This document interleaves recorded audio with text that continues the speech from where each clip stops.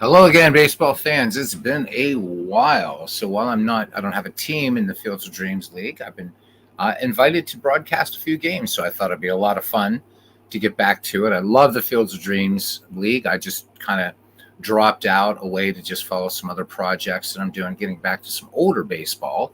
But this is still a lot of fun. So looks like, where are we here? We're about 70, 80 games into the season or so. So about a halfway point. Hey, there's Carlos Yaz joining us at the ballpark. Welcome in, Carlos. Hope all is well with you. Let's go over the season standings here so far. Liverpool in first place in the Earth Division with a 3-game lead on Hagerstown. So Hagerstown's come on pretty well this season. Liverpool at 47 and 33. Hagerstown is 44 and 36. Long Island clocking in a game above 500 at 39 and 38 and 6.5 back. And then Fort Lee, Manchester, and Dallas bringing up the rest of that division. In the Win Division, it's Lehigh holding a 7-game lead over San Francisco. Lehigh at 51 wins, 29 losses. San Francisco 41 and 33. And then we have the Chicos, Degens, Cleveland, and T-ville bringing up the rest of the race. The teams under 500 in the Fire Division. It's the Chicago Red Shirts, a 5-game lead over Canada. And of course, anybody that's been following, thank you, Carlos. I appreciate it. Glad you're here. So Canada, if you've been following the Fields of Dreams League for the first 2 seasons, Canada pretty much dominating and in first place. Not the case in season 3. 5.5 back. So Chicago, 54 wins, 25 losses. Canada at 50 and 31. Edmonton at 45 and 33, 8.5 out. Lancaster, 43 and 34, 10 back. Vegas is 42 and 36, 11.5 back. Florence finds itself 21 games out of first place. Slash Deep Gaming joining us here for this late night broadcast. How you doing, Slash? Hope you're doing well. All right, finally to the Water Division. It's Mid-Michigan. So how about it? Slash shows up, and there we go. Mid-Michigan in first place at 44 and 36. 3 games up on Hadley Lake. Hadley Lake playing 2 games above 500 and 3 games back. The Amazing Kitsunes, 40 and 39, a game above 500 and 3.5 out. And then Brooklyn, St. Pete, and Marshville rounding out in the field. Looking at some of the leaders here, right now leading the league in batting average is Jacques Fournier through 76 games with a 360 average. Just 1,000th of a point behind him is Ted Williams. Willie Mays up there at 349. Cecil Cooper, 340. Ed Roush hitting 336. Rick Monday up there among the league leaders at number 6, hitting 335. Joey Votto for Liverpool hitting 325. And then George Brett, Jason Kennel, and Hannes Wagner each at 316. Ken Williams, of course, one of the focuses of my 1922 Browns replay. Ken Williams leading the league in home runs right now with 29. Keller and Brett tied for second at 24. It's Willie Mays when it comes to RBI for Lehigh with 79. Joey Votto and Hank Aaron each at 72. Hank Williams leading in OPS with 1.192. Jacques Fournier second and Willie Mays third. Pitching leaders right now, Fred Toney for Lancaster has the best ERA in the entire project at 2.28. He's a 12 and 4 right now. Brandon Webb for Manchester at a 248, 6 and 6 record for him. Steve Carlton, very, very nice 2.49 under an average. Carlton 13 and 6. Jake Miller for Lancaster, a 2.56 under on average. And rounding out the top 5, Ismael Valdez at a 2.61. Louis Tiant with 14 wins. Steve Carlton second with 13. Fred Toney behind him in third at 12. Joe Nathan leading in saves with 16. And strikeouts, Dazzy Vance. Dazzy Vance fancies himself to be Rue Boisdel in season 3. Vance already for Dallas with 204 strikeouts. So let's go here and let's see what what likely games we have to play. And there is Midlife Crisis. How you doing, my friend? Good to see you. I'm just kind of moving this over here so I can look at standings and see what's going on. I can look at the standings right at the bottom. There we go. Let's see what games we have. I want to try to get two that are kind of in contention if we can. So it looks like we're going to do Liverpool and Hagerstown. I think that'll be a lot of fun. So we'll make both of these the human team. All right. Good to see you, man. Yeah, good evening to you, too. All right. Let's do this on our way to Hagerstown. So it should be a lot of fun. All right. I'm guessing Hagerstown. I don't know. I guess this is just going to go with this. All right. Let's see. Computer lineup and view opponent and computer lineup. There we go. And back to computer opponent. There we go. All right. Looks good. And let's do this. Let's go to replay stats here. There we go. Rufus T. Firefly. Nation of 2. The catcher needs a day off, Liverpool. Don't know where you are. I know they were all hanging out watching something in the Discord. All right, let's get to it. It's been a while since I've done one of these games. Wrong field, but we're going to go with it.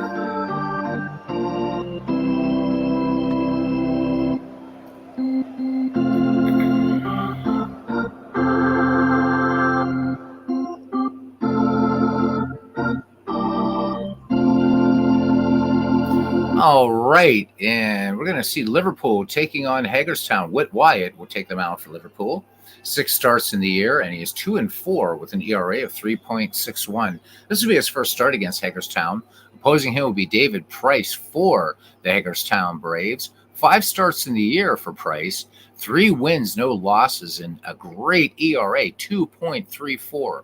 This will be his first start against Liverpool. Again, these two teams in contention as we approach the All-Star break. Hagerstown right fielder Hank Aaron on a 15-game hitting streak. At game time, it is 75 degrees, wind speed 3 miles per hour, in from left field. So Whit Wyatt versus David Price. And this game tonight brought to you by Wrigley's Extra Long-Lasting Flavor Spearmint Gum. So get it at fine gum purveyors everywhere. Play ball. All right. So let's have a look here at the starting lineup here.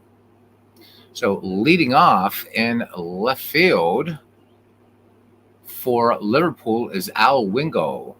Batting second, the DH, Roy Columbine. Batting third in center field, Mike Trout. In the cleanup spot, first baseman Joey Votto. Batting fifth, the kid Joe Morgan at second base. Batting sixth, Whitey Kurowski at the hot corner. Batting seventh in right field, Dave Winfield. Batting eighth, shortstop Francisco Lindor. And batting ninth and catching Harry Danning. And they'll be facing David Price. And we'll talk about the other team when we get to the bottom half. Pretty deep lineup when you've got Dave Winfield down in the number 7 slot. All right. So leading off here is Al Wingo. Looking at his numbers right now, he's hitting .302 with 16 runs batted in. All right. Price finishing his warm-up pitches. We're ready to go. The South Sider looks in, has the sign from Torrey. Here is the wind and the pitch. And on the 0-1 pitch, Wagner up with it, fires across to Fletcher. 1 up, 1 down here in the top of the first, and brings up the DH, Roy Columbine, switch hitter, batting righty against the lefty, David Price. Columbine not seeing a lot of action here, apparently. So from the season from which he was drafted, a .317 average with 9 home runs, 98 runs batted in. Bernie Strom joining us here at the ballpark. Good to see you, Bernie.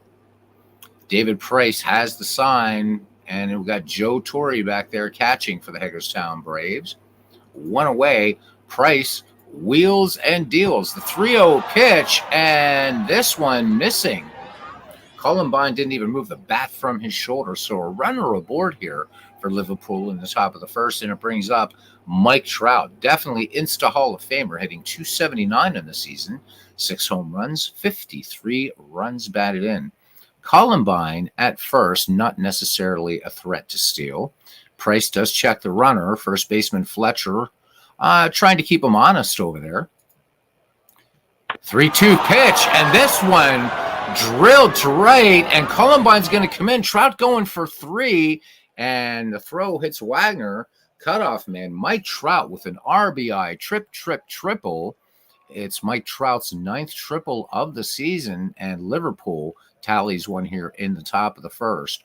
One away, Mike Trout at third, and it brings up Joey Votto, the first baseman, hitting .325 for the Liverpool Baseball Club with 17 home runs and 72 batted in. David Price from the stretch, and the 0-2 pitch, and this one drilled to right. Base hit, Aaron up with it. He fires Wagner's tag, not in time. Joey Votto will pick up the RBI double, and overall his 14th double of the season. Liverpool swinging the lumber here at the top of the first. So 2 on the board here for Joe Morgan, still 1 out. Little Joe hitting .268, 9 home runs, 30 runs batted in. Votto at second will choose his spots to steal. We'll see whether Liverpool is going to play a bit more of aggressive baseball here. Joe Morgan digs in, slight wave of the bat. Torrey sets the target. David Price with the delivery. Morgan first pitch swinging, fly ball, medium deep to center. Dale Murphy will pull it down. Out number 2, nowhere for Joey Votto to go. Murphy just shallow enough. Votto not going to test that arm out there. Brings up Whitey Kurowski now, the hot corner man for Liverpool. Kurowski hitting at a .226 clip, 8 home runs, 46 runs batted in. Kurowski digs in. Price has the sign from Joe Torre. Quick look over his left shoulder at Joey Votto. And the 3-1 pitch, Kurowski, grounder to Eddie Matthews, up with it in plenty of time, fires on to Fletcher for out number 3. 2 runs, 2 hits, no errors. We've played a half inning. It's Liverpool 2 and the Braves, pardon me, coming to bat. Let's look at this starting lineup for the Hagerstown Braves. Leading off at shortstop, the great Hannes Wagner. Batting second at first base, L.B. Fletcher. Batting in the number 3 slot, right fielder Hank Aaron. Batting cleanup at third base, Eddie Matthews. Batting fifth in left field, Mookie Betts. Batting sixth, and assuming the DH duties tonight, Hanley Ramirez. Batting seventh, center fielder Dale Murphy. Batting eighth at second base, Dustin Pedroia. Batting ninth and catching, Joe Torre. So Whit Wyatt. These are both very, very tough lineups. Glad we're playing this game.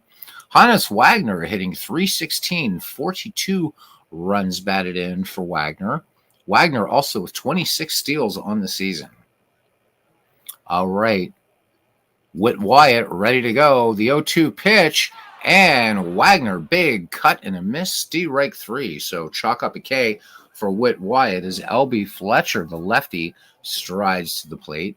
Fletcher hitting just .232. He does have 3 home runs, 26 runs batted in. Beautiful day at the ballpark. Glad you could join. I'm going to put the link back in here in case anybody wants to come on and just shoot the shit a little bit, because that's always fun. We haven't had an old baseball chin wag in a while. I know it's kind of late for some of you folks, but there we go. So if anybody feels like joining, click it. I'll be able to see if you're in the green room. All right. And if not, sit back and enjoy. Maybe roll up a game of your own, play something. It's all good. All right. Whit Wyatt brings it home. Fletcher first pitch swinging. Fly ball to shallow center. Mike Trout comes in and makes the basket catch. 2 up, 2 down. And here is Hank Aaron. Aaron on a 15-game hitting streak right now, and he's hitting .265. He's gone yard 15 times and batted in 72. Aaron always dangerous at the bat, as you know. And here's the pitch. Aaron swings in the first pitch. Base hit, pass short into left under the glove of Lindor. Wingo up with it and fires it in. So Hank Aaron, in addition to his power, also has 18 steals in the season. But with 2 outs, you don't necessarily want to take the bat out of Eddie Matthews' hands. Eddie Matthews strides to the plate. Hey, MV, good to see you. Got to see MV a lot today, man. All right.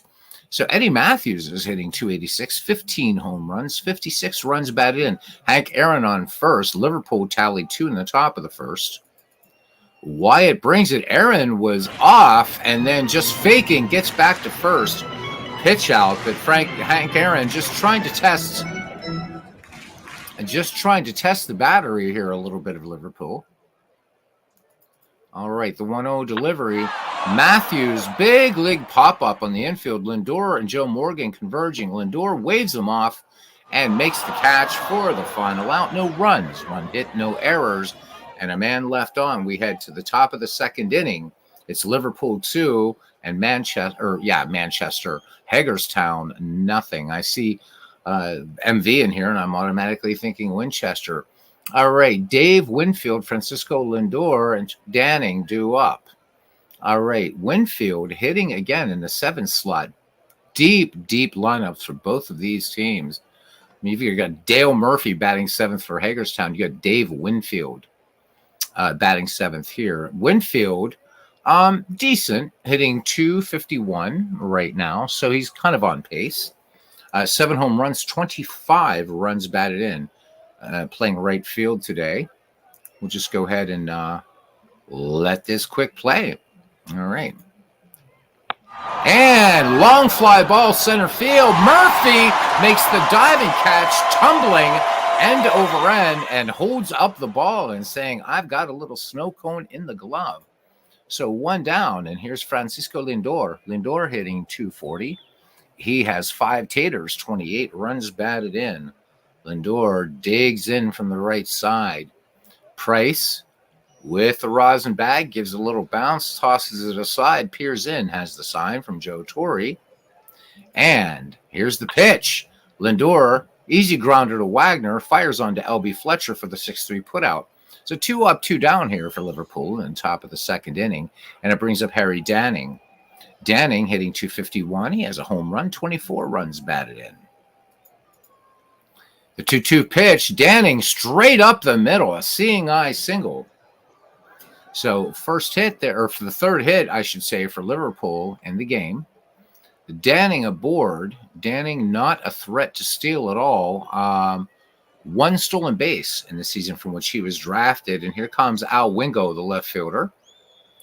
Wingo hitting an even 300. He has 16 runs batted in. Danning, decent lead off first. 2 away, 2-0 your score. David Price with the 0-2 pitch. And Al Wingo, big cut and a miss. And that does it. So no runs, 1 hit, no errors, a man left. We go to the bottom of the second inning. Liverpool 2 and Hagerstown nothing. And we will see Mookie Betts, Hanley Ramirez, and Dale Murphy due up. Richard Ottoni, he says, hello, longtime viewer, listener, first-time chatter. Well, welcome in. Welcome into Clinton Parks, guys. All right. So, Richard, hopefully you'll attend some more games. Taking a little break from the 1922 replay to jump in and do some broadcasting for this great, there's our Brooklyn hot dog vendor back there. He manages to make every park in the league. So this is the Fields of Dreams League created by Steve Tate and Big Clue. All right, Mookie Betts hitting 299. Mookie has 3 home runs, 20 runs batted in. Hanley Ramirez waits on deck. Whit Wyatt deals Betts' first pitch swinging, lines it right to Francisco Lindor. Good quick reflexes there. And here's Hanley Ramirez, the DH. Ramirez hitting a 244 clip. 3 home runs for him, 32 runs batted in. Danning sets the target. Wyatt to deal. The 1-0 delivery and high fly ball center field. Mike Trout back on it about 10 feet and making another nice play out there in center field. So 2 up, 2 down for Dale Murphy. So how's Murphy's numbers look this year? Well, Murph hitting 243. He's gone yards 17 times and 47 runs batted in.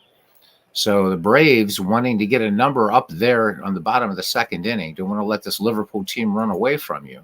The 0-2 pitch, And Dale Murphy, strike 3 called. Murphy, being one of the good guys in baseball, just says a couple syllables to the umpire, but that retires the side. No runs, no hits, no errors. We've played 2. And Liverpool leads Hagerstown 2-0. Roy Columbine will start things off here. Columbine walked back in the first inning, again seeing limited action. In fact, no action. This will be his first game. All right, Columbine, a right-handed hitter, a .317 average with 9 home runs, 98 runs batted in his season. David Price has struck out a batter, walked 1. And the Southpaw deals 2-1 pitch. And this one, laced to left, base hit. Mookie Betts up with it, fires into Hannes Wagner. And Columbine is aboard, not a base stealer at all. All right, Mike Trout now. Trout 1 for 1 in the ball game, had that RBI triple that gave Liverpool its first run back in the top of the first inning. Columbine about a step and a half off first. Albie Fletcher playing in his vicinity. David Price checks the runner. The 1-2 pitch to Trout. This one a long, high drive to left field. And this one about 26 rows back. Mike Trout triples and now homers. A 2-run shot. Liverpool with a 4-0 lead here in the top of the third inning. Tail of the tape on that one, baseball fans, 366 feet. All right, Richard saying that Hagerstown, not too far from him. Awesome. And everybody welcoming Richard in. All right, Richard, who's your favorite baseball team? All right. So here comes Joey Votto. Votto in the game is 1 for 1. RBI double that gave Liverpool at that time its second run in the top of the first inning. David Price in a little bit of trouble here. Nobody out, and Joe Morgan waits on deck. The 0-2 to Joey Votto, and strike 3 called, catching the corner. Beautiful pitch there by David Price. So 1 away, and it brings up Joe Morgan. So the kid is 0 for 1, fly to deep right center back in the first. Torrey sets the target. David Price shaking him off, now has one he likes. He winds and fires the 1-2 to Morgan. Routine grounder to Petey at second for the 4-3 putout onto Albie Fletcher. So 2 away here for Liverpool, and it brings up Weddy Karowski. Karowski, 0 for 1, his last time up, grounded to Eddie Matthews at third. Good crowd here at the ballpark today for some July baseball. 3-2 pitch, fouled straight back. Karowski back in the box, the count full. Karowski swings, long fly ball center field. Dale Murphy, short of the track, brings it down, but the damage has been done, baseball fans. 2 runs, 2 hits, no errors. 2.5 in the books. And Liverpool leads Hagerstown 4-0. So Richard Otone says he loves them O's. And Ricky Henderson is his favorite player. Yeah, the Orioles, the team to beat in the American League East. So go O's. I live very close to Baltimore. Philadelphia is doing well this year. I would love, unless my Pirates can pick things up, they're playing it's streaky baseball. But I'd love to see a Phillies-Baltimore World Series as I'm close to both cities. All right, Dustin Pedroia, Joe Torre, and Hannes Wagner due up for these Hagerstown Braves. So Petey hitting .295, 4 home runs, 22 runs batted in, formerly of the Red Sox, now with the Hagerstown Braves. Whit White in the game has fanned too. Here's the pitch. Pedroia sends this shallow left, 1 up, 1 down. So what I'm going to do here just really, really quickly is I'm going to turn the speed of this guy down just a bit, man. Just a little bit. I've got it up here to kind of like crazy speed, ludicrous speed when I play offline. But for here, let's slow it down a little bit. All right, here's Joe Torre now.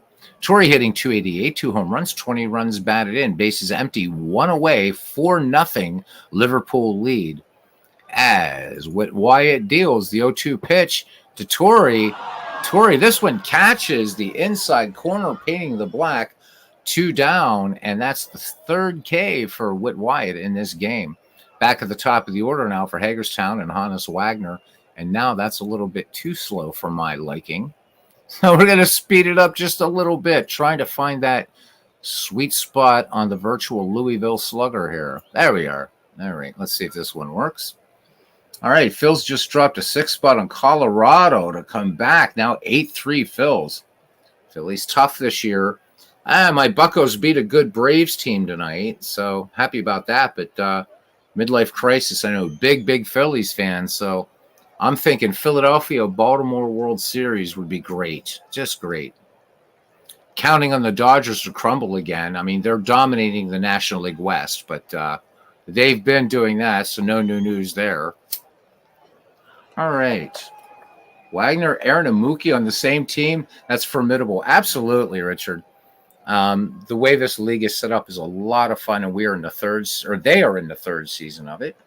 Clinton Parks tells us he's been watching college softball. Cool. All right. The Flying Dutchman is 0-1. My favorite baseball player of all time. The Dutchman struck out back in the first. Whit Wyatt ready to deal. 0-2 pitch, and Wagner, line drive, base hit, left field, going all the way to the wall is Al Wingo playing the carom off the wall. Wagner's got the wheels, and he's going to stop at second. So 2 out, Hannes Wagner picks up his 35th double of the season, and it brings up L.B. Fletcher.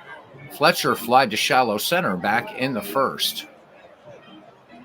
A chance here for the Braves to get a crooked number on the board, something other than the proverbial goose egg. Wyatt's pitch to Fletcher. Fletcher lines this one right to second. Joe Morgan has it. That retires the side. No runs, 1 hit, no errors. A man left. 3 in the books.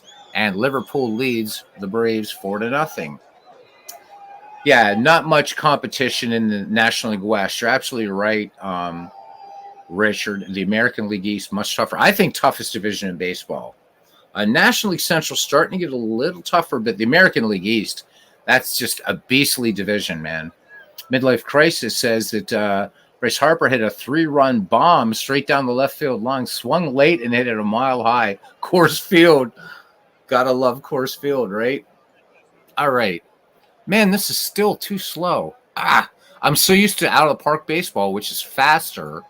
And it's like this game goes from slow to like crazy fast. Let's try this. All right, Dave Winfield is 0-1. He'll lead it off for Liverpool, followed by Francisco Lindor on deck. Winfield gave it a ride to deep right center back in the second. Torrey sets the target. David Price ready to work. 2 strikeouts and a walk thus far. There we go. That's better. Base hit, right field over the head of L.B. Fletcher into right field. Hank Aaron will take it on the bounce and fire it back into Petey. So Winfield aboard at first. Dave Winfield, 23 steals in the season from which he was drafted and 7 steals this year. So Winfield will pick his spots. Torrey, average harm behind the plate. So this Hagerstown battery needs to watch Winfield. All right, here's Francisco Lindor. Lindor 0-1, grounded to short back in the second, so shortstop to shortstop. Here's the pitch. There goes Winfield. The throwdown by Torrey, not in time. And Dave Winfield picks up his 8th larceny of the season. So Winfield in scoring position here as Francisco Lindor steps back in. So once again, Liverpool threatening for more already with a 4-0 lead. The 1-0 pitch, Lindor cuts on this, roller up the middle, and a diving stop from the knees by Wagner. They'll get Lindor at first, and on the play, Dave Winfield will move to third. 29th great play by the greatest shortstop in the history of baseball. Wagner showing incredible range out there at short. All right, here's Harry Danning now. Danning singled up the middle back in the second. Things not going the way Hagerstown would like them, though. Hopefully that great play there by Wagner helps. David Price out of the stretch. The 2-2 pitch. And this should be deep enough to score. Winfield back on his Mookie Betts, short of the track, makes the catch. And trotting home with run number 5 is Dave Winfield. So Winfield helping to manufacture that run with his 8th stolen base of the season. And Liverpool finds itself pulling away with a 5-0 lead. Liverpool with 2 in the first, 2 in the third, and 1 so far here in the fourth. Wingo, 0-for-2. I have to remember not to call him Ivy Wingo, another baseball player. The Ivy Wingo played for Brooklyn. And we have a former Detroit Tiger here. So Al Wingo grounded short and struck out. Bases empty, a run in here in the fourth. David Price with the 2-2 pitch. And Wingo looks at this one on the corner. So Wyatt working those corners, and he picks up his 3rd strikeout. Phils have made double their money back after the Harper signing, says Midlife Crisis. Hagerstown is Dwayne's team. That's correct, Clinton. Richard says, of all the guys who signed used contracts prior to or at the beginning of the pandemic, Bryce and Mookie have definitely earned their money. Yeah, absolutely agree with that. When did Kansas City learn how to play baseball again? Beatles and baseball. Something just feels right about this. Thank you, David Lando, for coming in. Gratifying to see Chicago doing well this year. Nice little lead over Canada. All right. Hank Aaron is 1-for-1, singled back in the first. Wyatt studies Aaron for a minute. Aaron, look in his face, just absolutely poker face there. Eddie Matthews waits on deck. Wyatt deals the 1-2 pitch to Hammer, and Hank, swing and a miss. I think Hank Aaron was shooting for that building way across the street here in the Inner Harbor in Baltimore. Brings up Eddie Matthews now, 0-for-1. Popped to short. And yes, the sharp-eyed among you will realize I don't have the proper park here since I haven't been playing in this league. I don't have the proper park assignment, so this should be Forbes Field. It's not. I'm sorry. Eddie Matthews, I'll fix that for the next time when I do one of these. Eddie Matthews popped to short back in the first. Wyatt ready to deal the 2-0. Matthews sends us down foul territory. Dave Winfield near the stands gloves it. So 2 up, 2 down. And again, Hagerstown can't get anything started. Here's Mookie Betts. Betts lined to short back in the second. Betts, a look of determination in his face, a little bit of frustration there. All right, Harry Danning with the signs. Wyatt has one he likes. He goes into his motion, the 2-1 pitch to Mookie Betts. And Joe Morgan diving, stopping as he's going down, gets the ball on the hop, fires onto first for the final out of the inning. And that's Joe Morgan's 22nd great play. So the Braves go quietly. We head to the visitors' frame of the 5th inning. And it is 5-0 Liverpool. All right, Roy Columbine, Mike Trout, and Joey Votto due up. Gotta love baseball, says Rich Rotoni. Absolutely. With Wyatt shutting down Aaron, Wagner, and Mookie. How about it? Mess with Dwayne a lot. He butchers more names than ID Jester. Ouch. It's always funny to hear Jester say, what was it? It was Mark Gubazad, but there was somebody else. There's another name that he had. It was funny. The whole season, Clinton, you remember when he was doing that Bo Jackson replay. God bless Jester, though. God bless him. All right. Rick Columbine, 1-for-1 in the contest, including a walk. So last time up, he grounded a single straight up the middle. David Price thus far with 3 strikeouts and a walk, but touched up for 5 runs. And I guess we are going to allow Craig Kimbrell to come in and pitch. So Kimbrell in here. Let's look at Kimbrell's numbers on the season. A 2.12 earned run average, 1 win, 2 losses, a save. He's worked 34 innings, given up a home run. He's walked 26, struck out 36, a whip of 1.353. The league hitting 175 against Craig Kimbrell.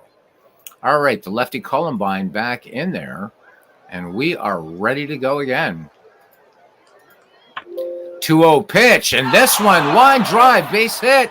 Extra bases in the corner. Aaron plays it off the wall. Roy Columbine picks up his first double. Liverpool might think about giving Columbine some more playing time. So Columbine in scoring position. So Mike Trout, 3 runs batted in, has the 2 toughest hits already for the cycle, a triple, then a home run. Will Mike Trout hit for the cycle? We'll see. So responsible for 3 of the 5 Liverpool runs. This first ballot future Hall of Famer stands in the box. Kimbrel checks Columbine at first. Columbine, not much of a thief, just 6 steals in the season from which he was drafted. Torrey sets up. Columbine toes the rubber, and he delivers 3-1 pitch. Mike Trout was taking all the way. So 2 on, and Hagerstown's woes continue. Columbine at second, trailing him is Mike Trout, and striding to the plate is Joey Votto.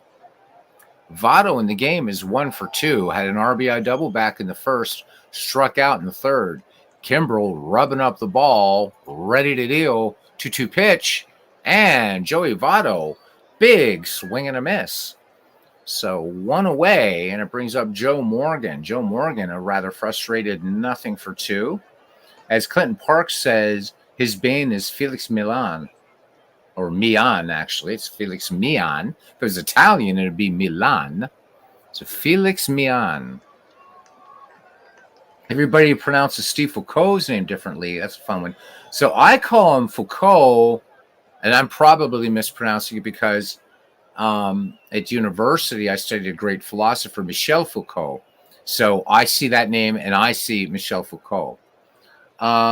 Let me see. Bernie says Columbine was just traded to Liverpool by Vegas. When a player is traded, his stats are zeroed out. Okay, well, that makes sense.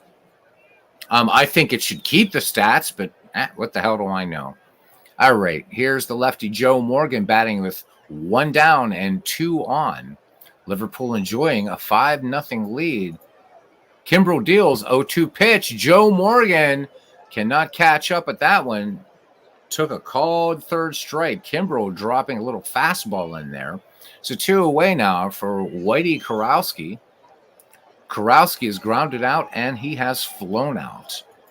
Kimbrel trying to keep these Liverpool bats quiet. Count full on Kurowski. Long fly ball to left field. Mookie Betts hasn't measured up, about 3 feet in front of the track for the final out. No runs, 1 hit, no errors. 2 left on. We go to the bottom of the 5th inning. Liverpool 5 and the Braves 0. Good to see you in here, Clinton. It's been so long, man. Yeah, we still argue over. I still call him Eddie Seacott. You call it, right? We have different. Yeah, I've given up. I figure unless I get a time machine and get back and visit Eddie Knuckles, I just call him Knuckles. I'm gonna go with what I've got. Bernie says we should keep the stats. However, our friend Mike Silva found a bug in the program. When keeping the stats, they show up twice in Encyclopedia. That sucks because I know. Yeah, fudge it exactly, Clinton. Because I know Out of the Park in trades will keep the stats. It makes sense. So that's a bizarre bug. Hopefully, our great developer will fix it. The redoubtable Mr. Cook, I should say. Dave is awesome. Great game to support here. All the Action PC sports games. If you multiple sports fan, unlike me, just baseball. Anyhow, Hanley Ramirez. So we're going to see the number 6, 7, 8 hitters for Hagerstown here in the bottom of the 5th inning. Ramirez, Murphy, and Pedroia. Ramirez flied out to deep left center way back in the 2nd inning. Whit Wyatt thus far. Whit Wyatt pitching a beautiful 2-hitter against a powerful Hagerstown lineup, as Richard has already mentioned. Deep lineup here. All right. Wyatt ready to deal. 2-1 pitch. Ramirez come back over the mound. Bang play at first. And Hanley Ramirez will be out number 1. Here's Dale Murphy. Struck out back in the 2nd. And D. Scott Howard joining us here at the ballpark. D. Scott, good to see you. Hope all is well and you're doing your usual good animal. He's our animal whisperer, not just the goat whisperer. D. Scott posted it was just recently a great picture, just hanging out. He does a lot of animal sitting and stuff like that. It's awesome. Midlife Crisis says, yeah, so Foucault, all right, says Midlife Crisis, but when he was doing a 77 replay, listened to old 77 radio broadcasts, and the Tiger announcers pronounce it Foucault. Interesting, or Foucault. Oh, Foucault. Well, it's a French name, so I think the co is right. It's what we're going to do with the first part, maybe. I'm not sure. And the stress on which syllable. So I know Italian and Spanish. I'm not sure if French follows that same. So you're saying Foucault. All right, so Foucault. All right, we'll try. Clinton Parks picking on D. Scott. He says they let any Sounder fan in here. Okay, so you're saying cult.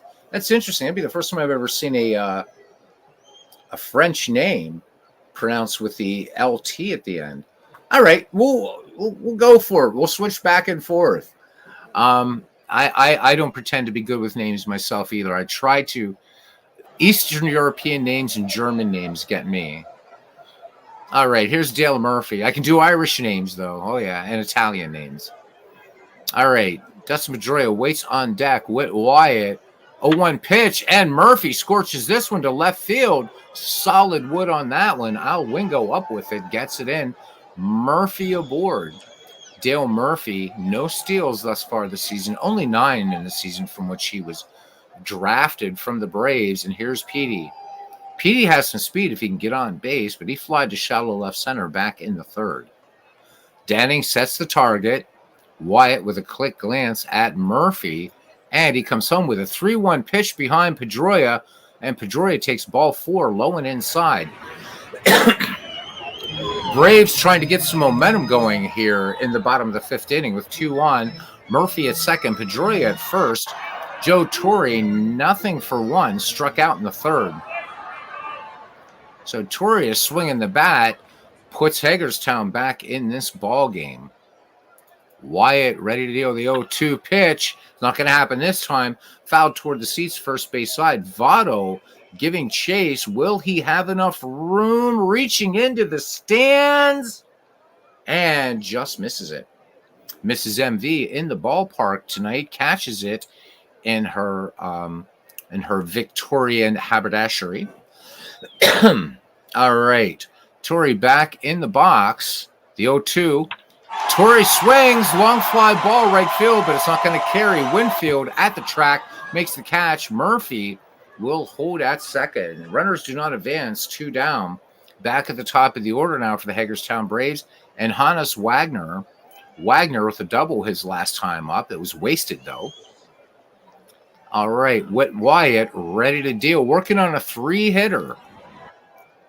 Wagner swings and misses on that pitch. 5th strikeout for Wyatt. And we head to the top of the 6th inning. Your score remains Liverpool 5 and Hagerstown nothing. And we'll see the number 7, 8, 9 hitters. It'll be Winfield, Lindor, and Danning. Dave Winfield in the game is 1 for 2. Singled back in the 4th. Calm breeze here at the ballpark as Craig Kimbrell, who came on in relief now, stays in and has a walk and 2 strikeouts. The righty deals. Full count on Winfield. Winfield, good eye up there. Kimbrell issues his 2nd walk, and he's reached his expected pitch count. We'll see whether Hagerstown wants to pull him at this point, and I would certainly think you would want to. Here's Francisco Lindor, nothing for 2. He's grounded to short twice.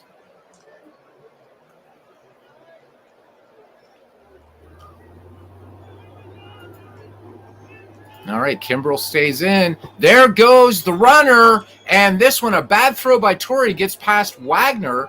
And Dave Winfield has stolen his 2nd base today and his 9th overall.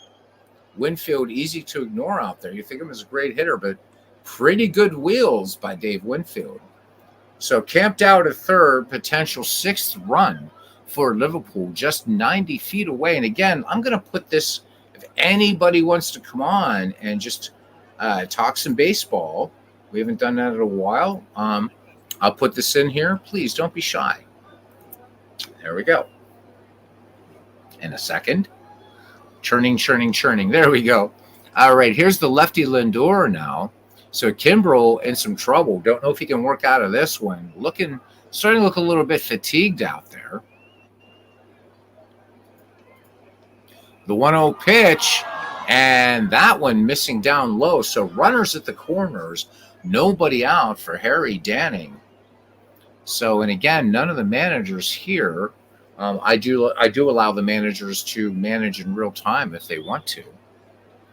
Danning sacrificed back in the fourth. It scored Dave Winfield, giving Liverpool its 5th run. All right, Kimbrel having to work out of the stretch. Nobody out. This is nothing short of a mess for Hagerstown. Count full on Danning. Kimbrel loses him, and I'm not seeing any movement in the Hagerstown bullpen. And here comes Al Wingo. We're back at the top of the order for Liverpool. Rick Cullenbine waits on deck. Wingo in the game, nothing for 3. Is grounded to short, struck out twice. Kimbrel would like to turn 2 here. All right. Let's do this. Infield playing normally. Torrey out to have a quick word with Kimbrel, trying to settle him down a little bit. Full count to Wingo, and he walks in. Run number 6. And again, no movement at all in the bullpen for Hagerstown. 6-0. This one turned it into a laugher. We're going to keep playing it out as these teams are in contention. All right, Roy Cullenbine is 2 for 2, including a walk. So he has a single and a double. Finally, here we go. So Robbie Ross Jr. will come in to pitch for Hagerstown.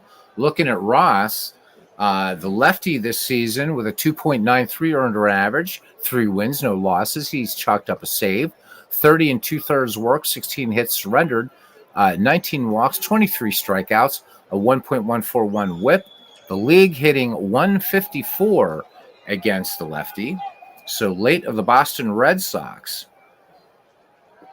All right, Cullenbine in the box. 0-2 pitch. Cullenbine swings, base hit up the middle. Coming in to score, Lindor and Danning. And this game getting out of hand. It is now 8-0. Roy Cullenbine with his 3rd hit today. Mike Trout. We're staying in this game also to see whether Trout can get the cycle. He's already tripled and homered. 3 RBI for Mike Trout. Cullenbine at first. Wingo at 3rd. Yeah, I'd like to get a little sidekick here. I'm sure that MV, he's got to be exhausted over there, though. It's 5:20 a.m. in Blighty. All right. Bernie, why don't you come on? I know it's late for you too, though, but it's all good.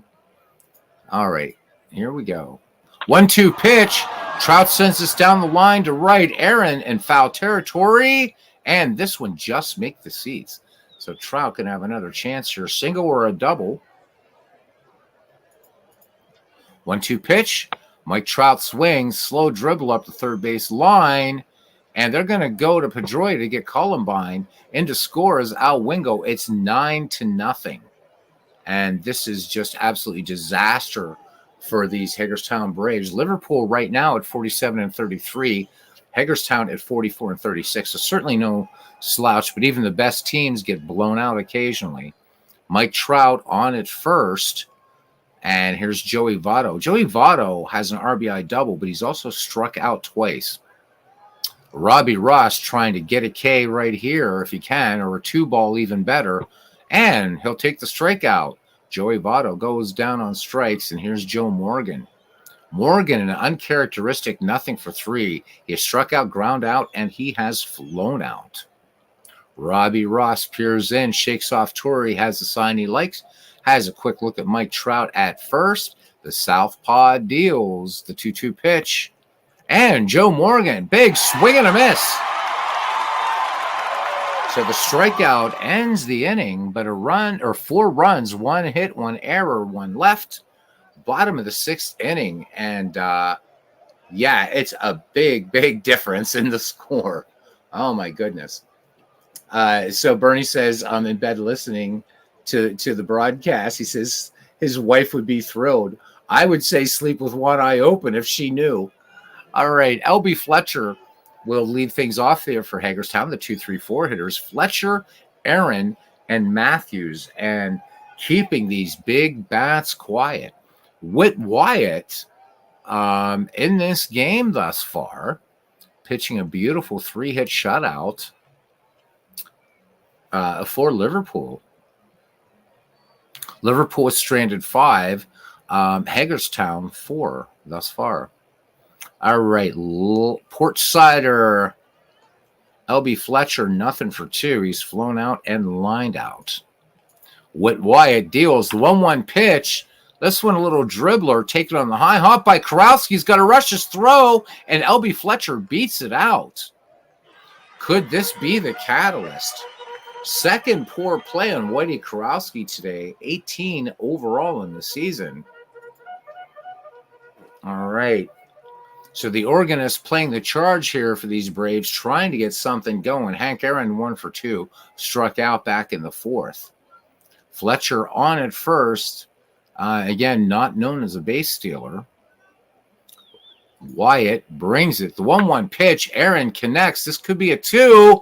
Oh, great play by Lindor. They're going to get Aaron. But LB Fletcher moves into scoring position. So Francisco Lindor turns his 29th great play of the season. All right, Eddie Matthews, nothing for 2. He's popped a short fly to shallow right. Eddie Matthews, arguably, well, certainly not arguably, one of the top 5 third basemen of all time. And I would say possibly, and we can open this for debate, the only third baseman to possibly eclipse Eddie Matthews would be one Michael Jack Schmidt. So opinions in the chat. What do you think? All right. Keep it going here. For me, this is an early game, 12:24 in the East Coast, a.m. I have the next 3 days off. Hope to do a lot of baseball and other stuff too. Eddie Matthews, nothing for 2. He's popped a short, and he has flown out. Matthews digs in. You can kind of see from up here in the booth the flexing in the forearms there. Matthews cuts on the first pitch and comes up with nothing but air. So 2 down. Can Mookie Betts try to get something going here? Rally caps on here for Hagerstown in the bottom of the 6th. But Betts, he is lined out and grounded out. So didn't get the ball out of the infield yet. 3-1 to Betts. Falls behind Betts, and Wyatt gives up his second walk of the season. So 2-1, 2 down for Hanley Ramirez. He's been unsuccessful in 2 tries. He's flown out and grounded to the pitcher. 0-2 pitch. Ramirez, liner to third. Karowski right there to make the grab. And once again, the Braves are turned away, and it runs 1 hit, no errors.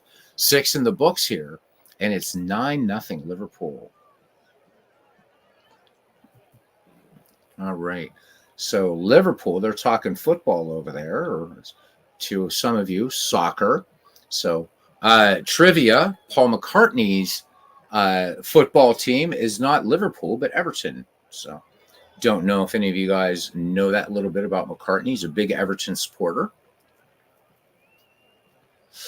So no, they're not, Richard. So let me give Richard we'll take a moment here in the 7th inning and let Richard know how this is done. So, I mean, the baseball history collection is absolutely awesome, as you know, Richard. So actually what these are is the way the draft's done is each season these guys are given, let me see, it's been a while since I've been involved in this league. So they get a year, and then they draft an entire team from that year. So essentially what you're doing is you'll draft like 2 or 3 teams, and then you're building a team from that. There's let's wait for Al from Brooklyn there. Yeah, get you hot dogs. I laugh every time I hear that because my girlfriend's from New York. Anyhow, and she says hot dogs. That's funny. So essentially you're creating your own draft pool. There's a 15-player keeper list that goes from season to season. The neat thing about it, Richard, is so let's say you draft Ty Cobb and you got him in 1907. You can choose, well, for Cobb, let's do a better example. Let's say Babe Ruth. You get Babe Ruth in 1921. You can then choose, if you're keeping Babe Ruth, whether you want to move him forward or backward in his career. So there's sort of multi-layered strategy going on. And then Steve Tate does all the carding of the players, and there you go. So that's how it all works, and it's good stuff. 24 owners in this game. So there we go. Brooks glove. Yeah, Carlos, you got it right. You are right about that. So I probably should have been a little bit more clear. I think Brooks Robinson, in terms of defense, I mean, I'm not old enough to have seen him play, but I've seen videos, and some of those plays that Brooks Robinson made at third, just trick photography. It had to be, except that I do know people that saw Brooks play live, so amazing. But I would say in terms of power and some pretty good defense, you know, Schmidt and Matthews, but certainly Brooks Robinson had pretty good stick. Not in the class of Matthews or Schmidt, obviously, but Brooks Robinson could send Mr. Spalding, with a passport. He could notch 20 in a season. Great third baseman, certainly one of the top 5 too, no doubt. All right, Whitey Kurowski, Dave Winfield, Francisco Lindor here in the top of the 7th inning. Robbie Ross looks like he's going to be running out of gas.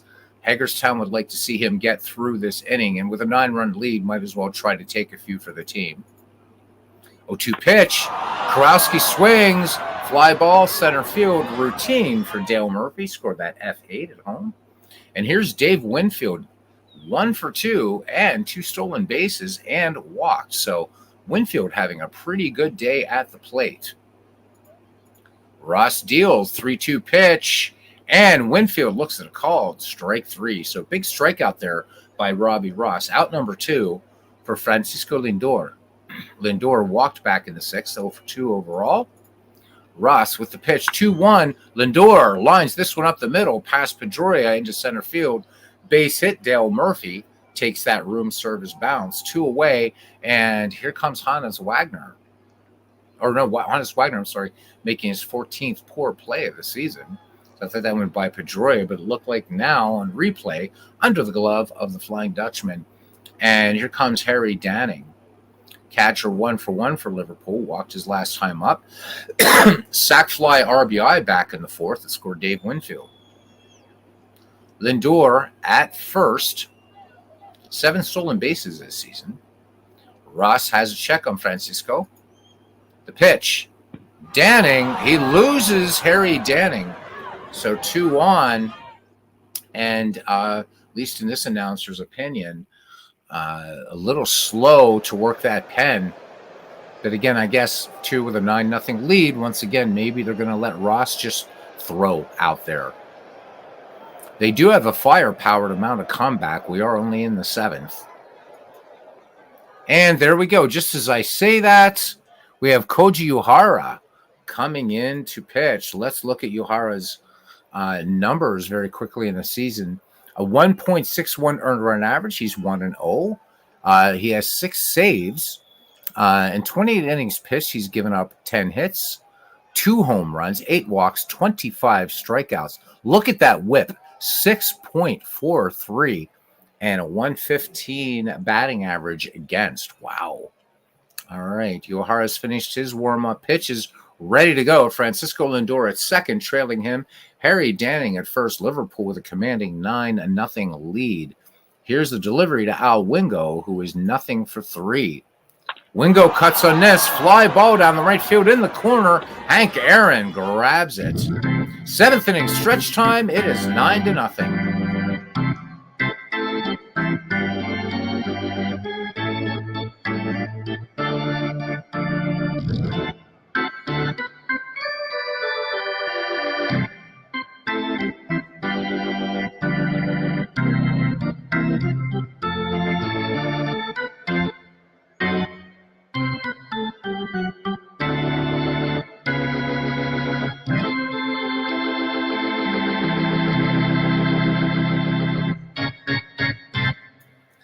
Richard, my friend, let me assure you, there's no such thing as hijacking conversation here. We welcome it. So Dale Murphy, Murphy's an interesting case for the Hall of Fame. I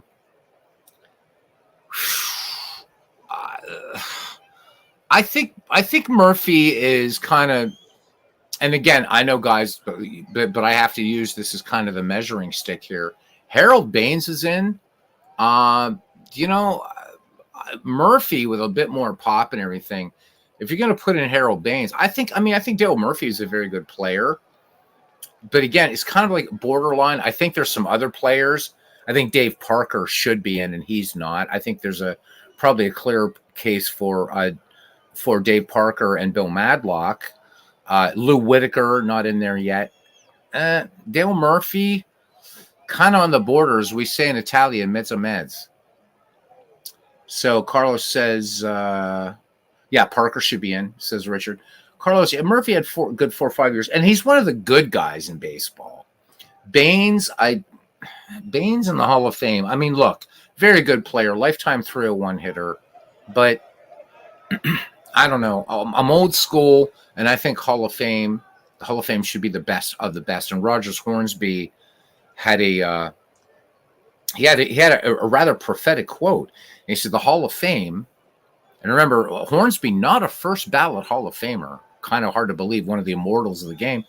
But he said that the Hall of Fame is for the best of the best, but what will be a topic of conversation are those who are in who shouldn't be. And Hornsby said this decades ago, and how prophetic that is. We've seen, again, I'm glad he's in the Pirates Hall of Fame, but does Bill Mazeroski belong in the National Baseball Hall of Fame? I am sorry to say that Maz doesn't. I mean, he's known for that home run, certainly an amazing second baseman, but other second basemen eclipse Maz. I don't think Maz should be in there. This is going to be unpopular. I don't think Phil Rizzuto should be in there. Shortstop. I mean, when you've got guys like Wagner and Archie Vaughn and Ozzie Smith, and setting the bar that high, I don't see Rizzuto. I think Rizzuto gets in there because he's on those great Yankee teams. But wish we had Big Clue in here on the broadcast. Definitely it is watered down. But if you put in if you put in Baines, I think so. I mean Dale Murphy, more power, But yeah, Maz, and again, Richard, full disclosure, I'm a Pirates fan. And when Bill Mazeroski made the Hall of Fame, my thinking was, I'm glad he's in the Pirates Hall of Fame, but he does not belong in Cooperstown. And, I realized Maz is much beloved by Pirate fans, myself included. I never saw Mazeroski play, but I think he's in there for that home run. And the idea of the Baseball Hall of Fame is dominance. Bill Mazeroski was never a dominant player. When we talk about the top tier Hall of Famers, this is kind of like a Big Clue, or Inner Circle. Big Clue's the co-commissioner of this league, right? The usual suspects come to mind, and we don't even have to go back to the dead ball era. I mean, yeah, you got Bob Gibson, you got Greg Maddux, Mike Schmidt, Eddie Matthews. These guys are top tier Hall of Famers. You want to go back and invoke dead ball, Hannes Wagner, certainly Christy Mathewson.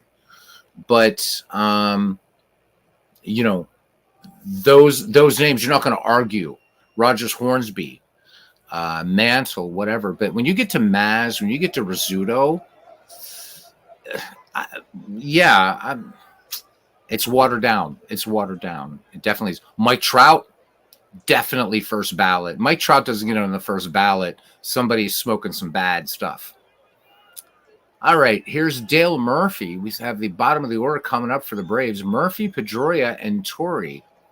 All right, Whit Wyatt working on a 4-hitter. He's at 83 pitches. His expected pitch count is 150. Whit Wyatt looks like he can go all day. So averaging the fastball 88 in his last 5. He's been 88.4 on the gun. So Wyatt showing no signs of fatigue out there, shutting down a powerful Hagerstown lineup. Here we go. 3-0 pitch. Now, as I'm saying that, Wyatt loses Murphy. Third free pass of the game. Story for the Braves, not only the strong pitching of Whit Wyatt, but failing to capitalize when they can. So Liverpool, having scored 9 runs, stranded 7, but the Braves, nothing, and 6 on base. So need to get something going here. Petey, nothing for 1, including a walk. Wyatt checks Dale Murphy at first. Murphy, just not a base stealer. 1-2 pitch. Petey swings. Big league pop-up. Lindor waiting for it to come down. Closes the glove around it. 1 up, 1 away. Or 1 away, I should say. Not 1 up, 1 away. Here's Joe Torre. Struck out and flown out. Murphy remains camped at first. And Wyatt ready to twirl it in. 1-0 pitch. Joe Torre grounds to third. Great play by Kurowski. Diving stop. Able to get Murphy. The relay. They're not going to get Joe Torre. But Whitey Kurowski saves extra bases there. 10th great play of the season for Whitey. Kurowski, formerly of the Cardinals. And here comes Honus Wagner. We're back at the top of the order. Wagner 1 for 3. He has struck out twice and doubled. Torre leads off first. 2 down here. Bottom of the 7th. Whit Wyatt, the 3-1 pitch. Torre was on the move and ball 4. So Wagner aboard, the faster runner trailing. And here comes Elby Fletcher. Had an infield single his last time up. Fletcher 1 for 3 overall. Wyatt with the 0-1 pitch. Fletcher swings up the middle. Morgan's going to go to Votto, and that does it. The Braves turned away again. We go to the top of the 8th inning. It is still 9-0. 12 watching for a blowout. Well done. How about it? Yeah, Rizzuto, great guy, not Hall of Fame. Yeah. I mean, you can't just be right. So, right. Richard brings up a great point. Joe Carter, tons of RBIs, famous homer, not a Hall of Famer. Right. So Joe Carter does more that Maz gets in. And Joe Carter, I mean, hits, right? He wins a World Series with a with a home run. It's the Hall of Fame is definitely a weird place. Bernie and I on his channel just did or I don't know if this is or mine. We switch off. We had Big Clue on as a guest. Big Clue has made a study almost at PhD level of the Hall of Fame and brought up some very, very strong arguments. A lot of things we're talking about. We're going to be having Big Clue on again in a future podcast to continue. That generated a lot of interest. The Hall of Fame, the Baseball Hall of Fame, I think brings just brings out evinces as much controversy as politics and religion. It really, really does. To where we're starting to use our vocabulary, a Hall of Very Good. All right, here's Roy Columbine. 3 hits today for Columbine and a walk, and even managed to get himself an RBI when he scored Francisco Lindor on a single back in the 6th. All right, Koji Uehara staying in. Relief, the 2-1 pitch. Columbine, long fly ball center field. Murphy has it, and Roy Columbine, for the first time, retired. So 1 away now for Mike Trout. 4 RBI today for Trout. So he's tripled, homered, and then when he grounded to third, that allowed Al Wingo to score. 2-1 pitch. Mike Trout, routine fly ball center field. Murphy, ranging to his left, makes the trotting catch. 2 up, 2 down for for Joey Votto. Joey Votto has gone down on strikes 3 times today. Uehara winds and fires 1-2 to Votto. Votto goes down on strikes again. That ends the inning. We go to the bottom of the 8th inning. It is 9-0. Hank Aaron is due up. Eddie Matthews, Mookie Betts, the heart of this Hagerstown order. Can they produce a miracle? Hank Aaron has singled, struck out, and grounded out. 0-2 pitch. Hank Aaron, swing and a miss, got a piece of it. Danning held on to it. Strike 3. Whit Wyatt has K'd 7 in this game to accompany this 4-hit shutout. Eddie Matthews, a frustrated 0 for 3, and he is one of the strikeout victims of Whit Wyatt. The lefty stands in. Whit Wyatt brings it home. Matthews, first pitch swinging. Bouncer to Joey Votto. He will take this one 3 unassisted. 2 down in the bottom of the 8th inning for Mookie Betts. Mookie Betts walked his last time up. Whit Wyatt, the 1-2 pitch. Betts swings. Soft liner right to Joe Morgan at second. The Braves just not getting it done. We go to the top of the 9th, and it's Liverpool 9. The Braves, nothing. So again, the scoring for Liverpool, 2 in the first, 2 in the third, 1 in the fourth, and then big 4 runs in the 6th. All right, it's going to be the number 5, 6, 7 hitters, Joe Morgan, Whitey Kurowski, and Dave Winfield. Joe Morgan has struck out his last 2 times up, 0 for 4 in the game. Koji Ohara staying in there. 2-2 pitch, Morgan. This one is going to bounce foul on the third base side into the seats. Souvenir. All right, Ohara now might be running out of gas. Morgan back in there. 2-2 pitch. Morgan swings, harder liner, and speared out of the air by the Flying Dutchman. Second great play today and his 30th great play of the season. So 1 away for Whitey Kurowski. Kurowski 0 for 4. He's grounded out and flown out 3 times. Ohara winds and deals. 1-1 pitch. Kurowski sends this high and deep to right. Aaron back leaps and makes the catch. So just a big loud out. So 2 away, and here comes the Ty Cobb of the day. Dave Winfield with 2 steals, struck out back in the 7th. Ohara deals, 2-1 pitch. Winfield swings, base hit over Wagner into left field. Betts and Murphy converge.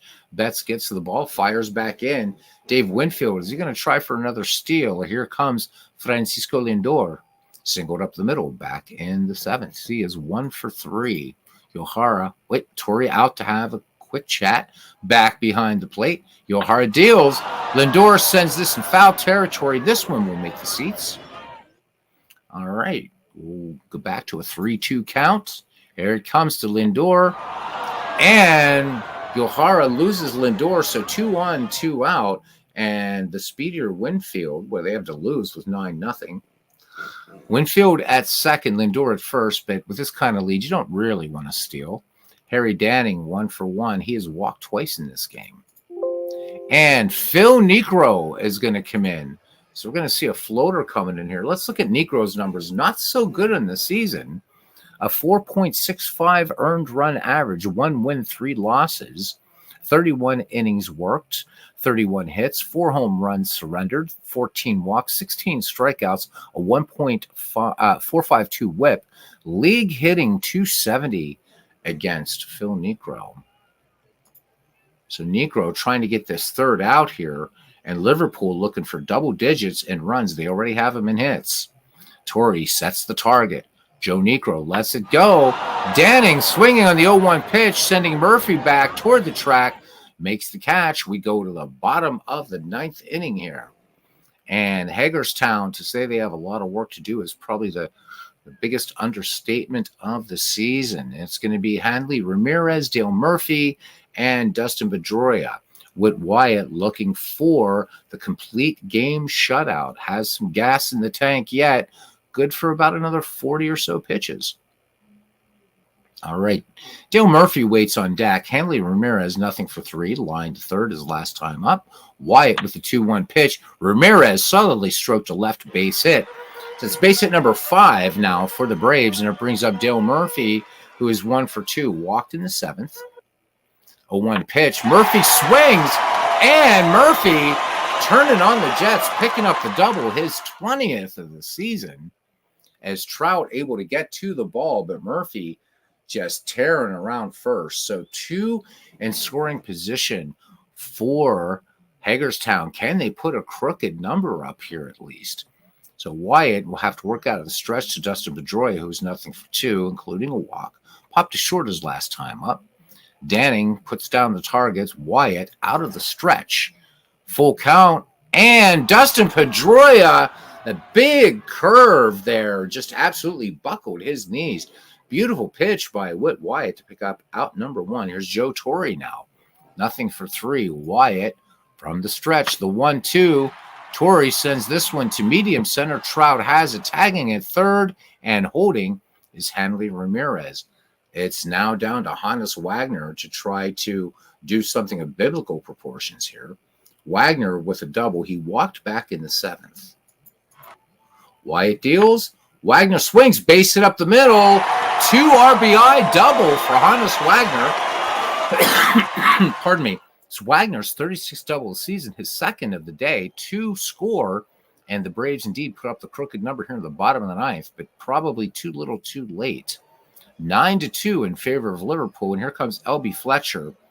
So L.B. Fletcher on the base paths once, that infield single back in the sixth. Fletcher, his last time up, grounded to second. All right, the lefty digs in. Whit Wyatt ready to work the 1-1 pitch. This should end the ball game. High pop fly. And Morgan out on the shallow grass. Gloves it, and that's your game. Liverpool defeats the Braves 9-2. And let's fix this up here a little bit. So the line for Liverpool, 9 runs on 10 hits, no errors.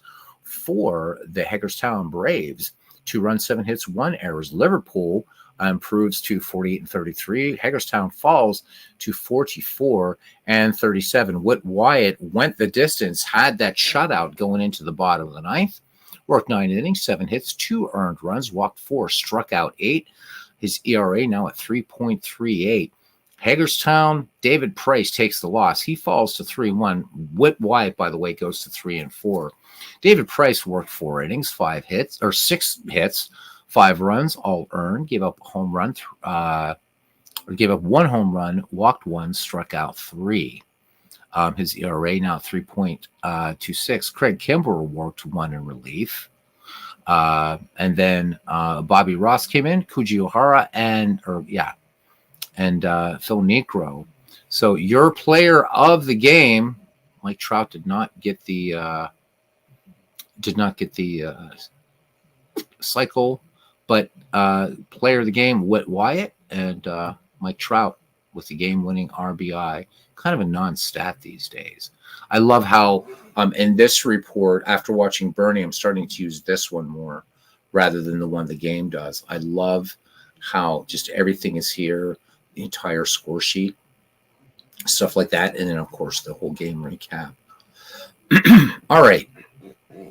Let's go back now, and let's see. Let's take care of a couple of games here for teams that are not quite in it. So we're going to Fort Lee, Manchester. We're going to auto this one.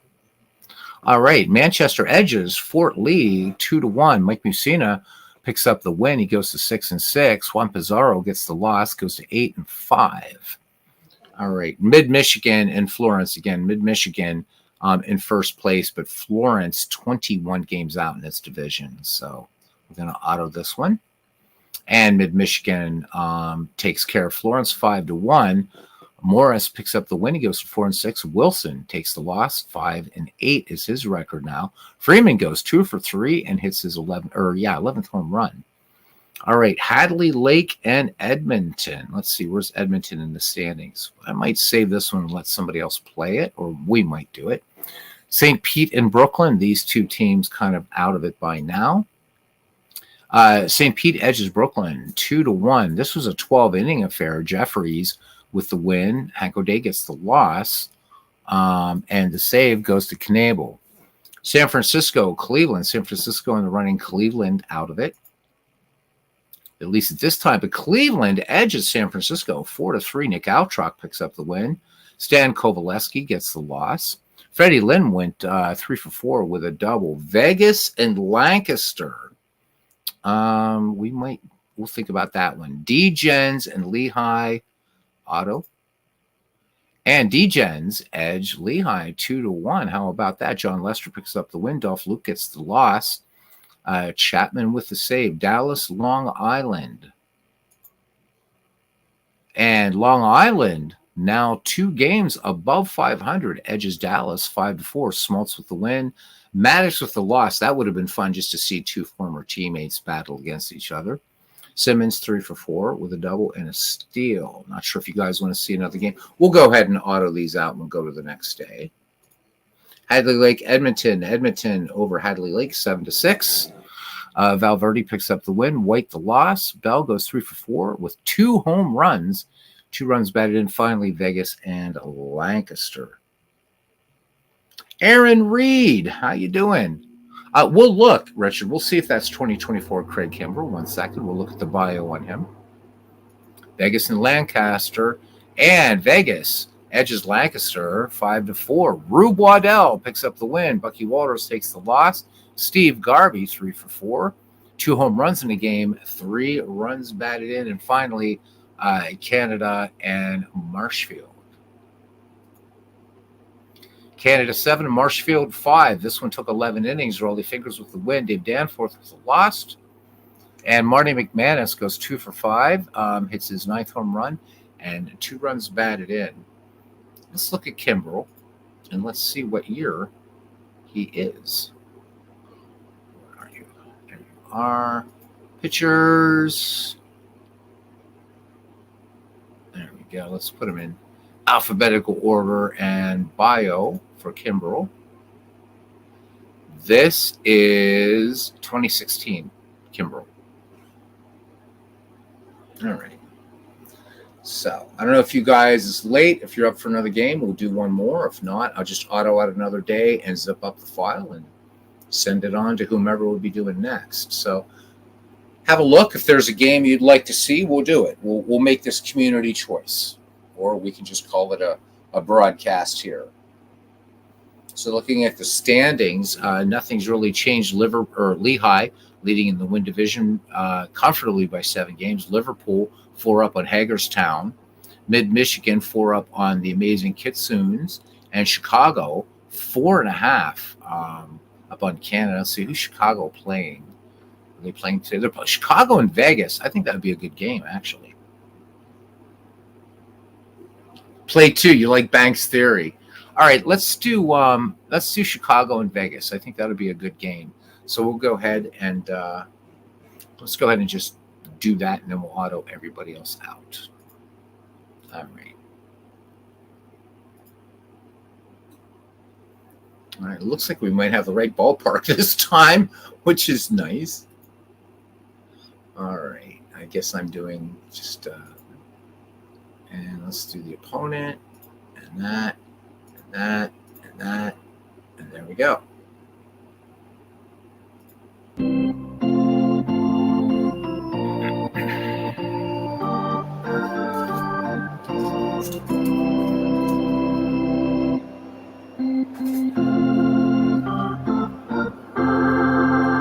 Hey, Dwayne.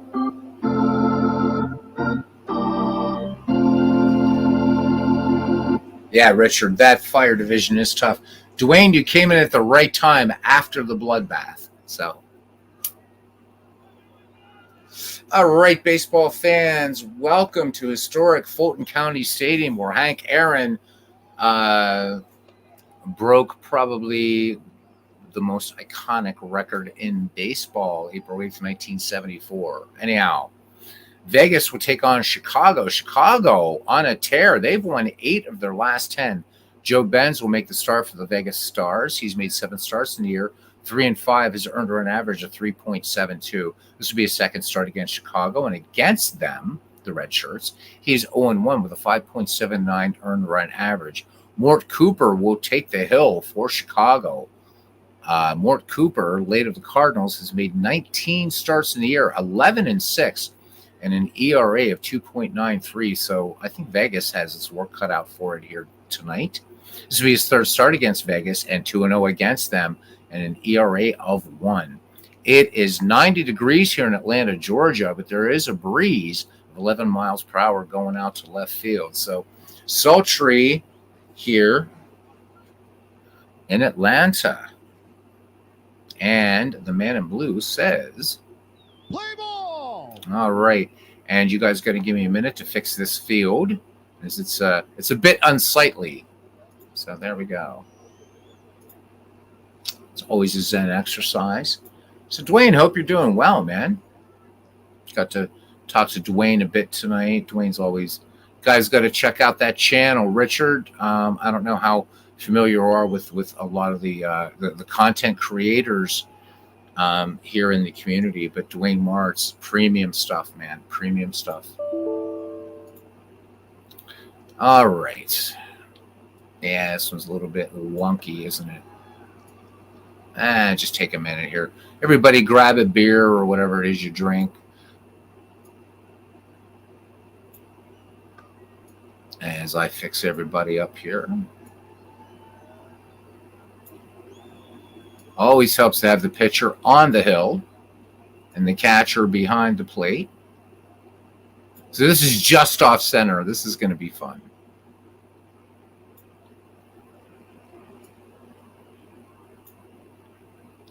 Yeah, doing this one, you just put on some good music and just kind of move your hitters around and move everybody around.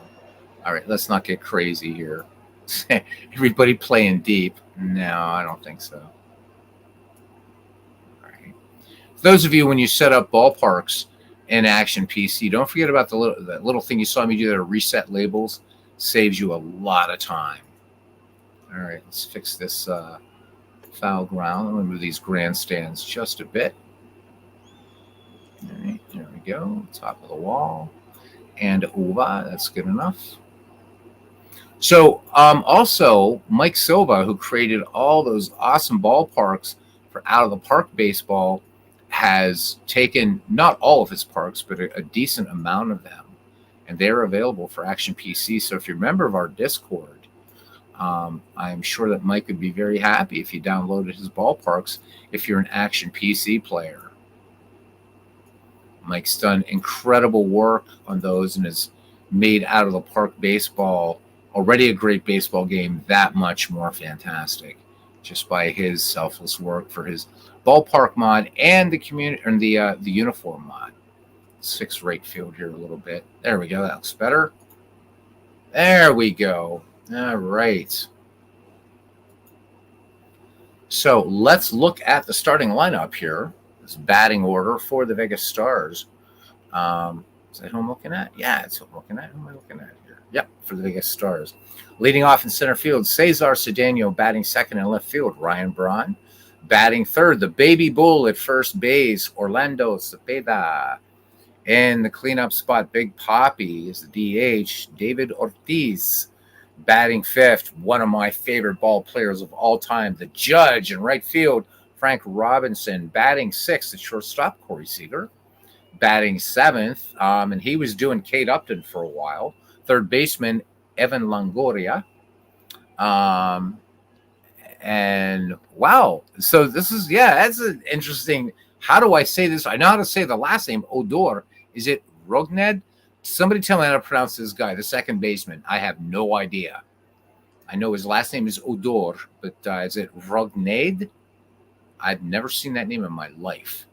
All right, so chat, it's up to you. Batting ninth and catching, Jonathan Lucroy. I'm just going to say Odor. I have no Hodor. Right, but how do I say the first name, man? I'm not as worried about the last name. Aaron Reed says, can you imagine Babe Ruth had been alive in 74 and 10 of the game when Hank Aaron hit the... Well, so Babe Ruth's daughter was there for that game. So good stuff. Oh, Hodor. Yeah, Hodor. Game of Thrones. You got me. But I wish that first name is weird.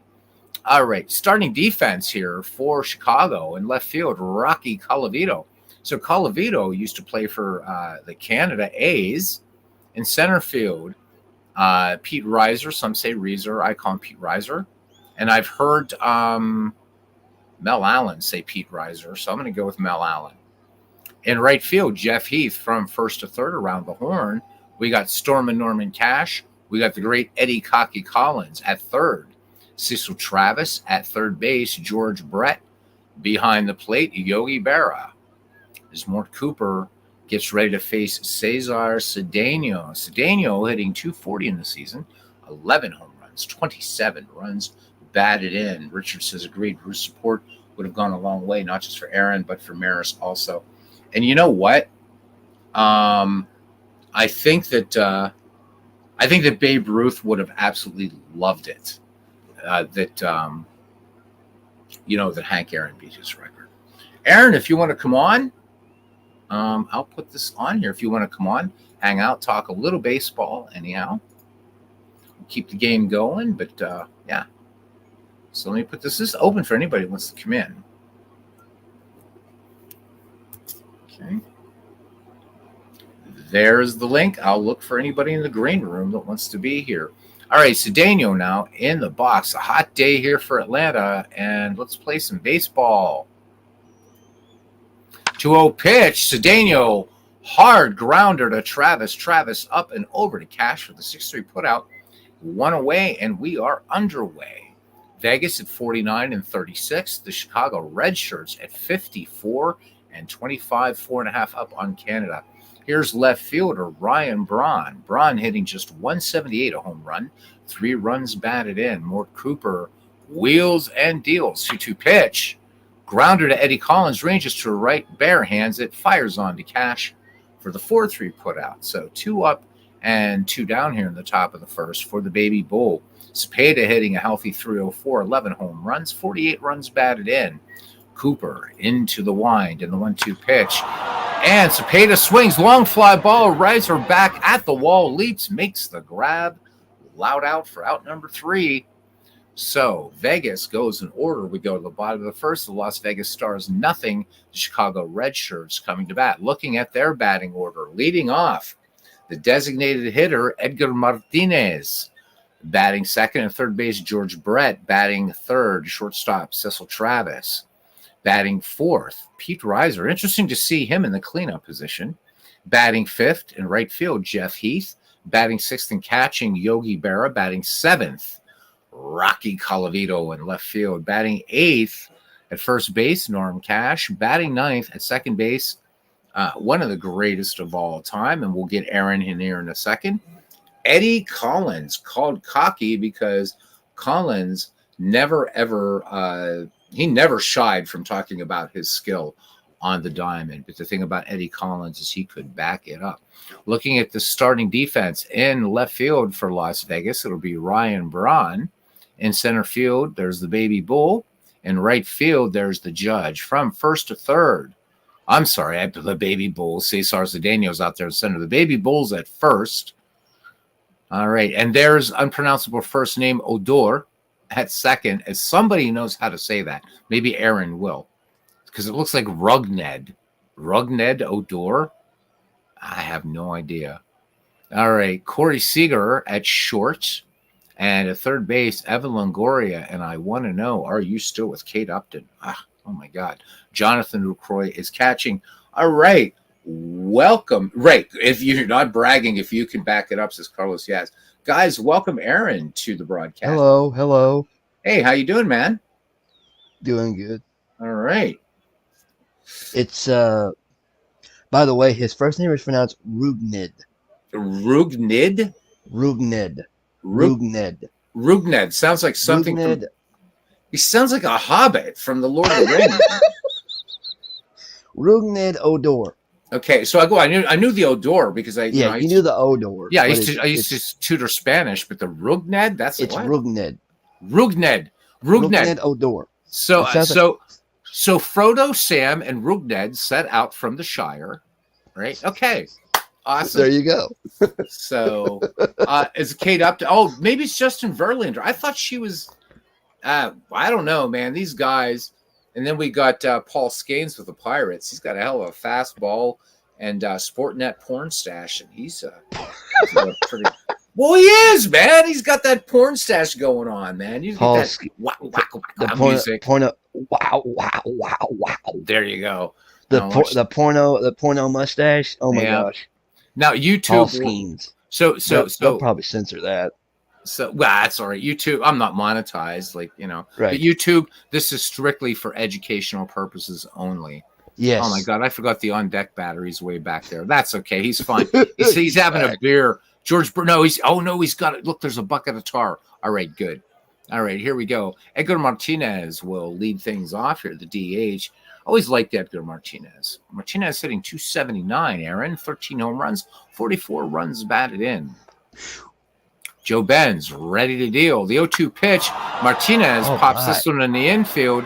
And 3 people converging. Cepeda's going to call off Odor and Frank Robinson for out number 1. So Aaron Reed has been broadcasting baseball, basketball, the Field of Dreams, Court of Dreams, Field right? of Dreams. I don't have AP. I don't have HPC basketball or football, so it's just Field of Dreams for me. It's Aaron. It's baseball. You don't need those other games. Just like we don't need no sneaking DH. We don't need we have to use it. Yeah, I know. You guys. You guys I want to start doing APBA again on my channel. I haven't done, APBA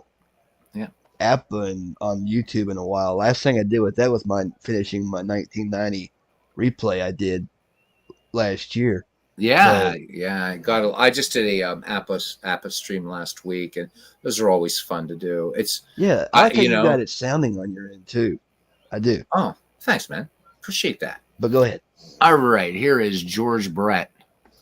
All right, Joe Benz deals 1-2 pitch, and that one catching the outside corner, and down goes Brett. So, 2 up, 2 down here for Cecil Travis, shortstop. Travis hitting .252, 5 home runs, 42 runs batted in. Joe Benz into his wind, 0-1 pitch.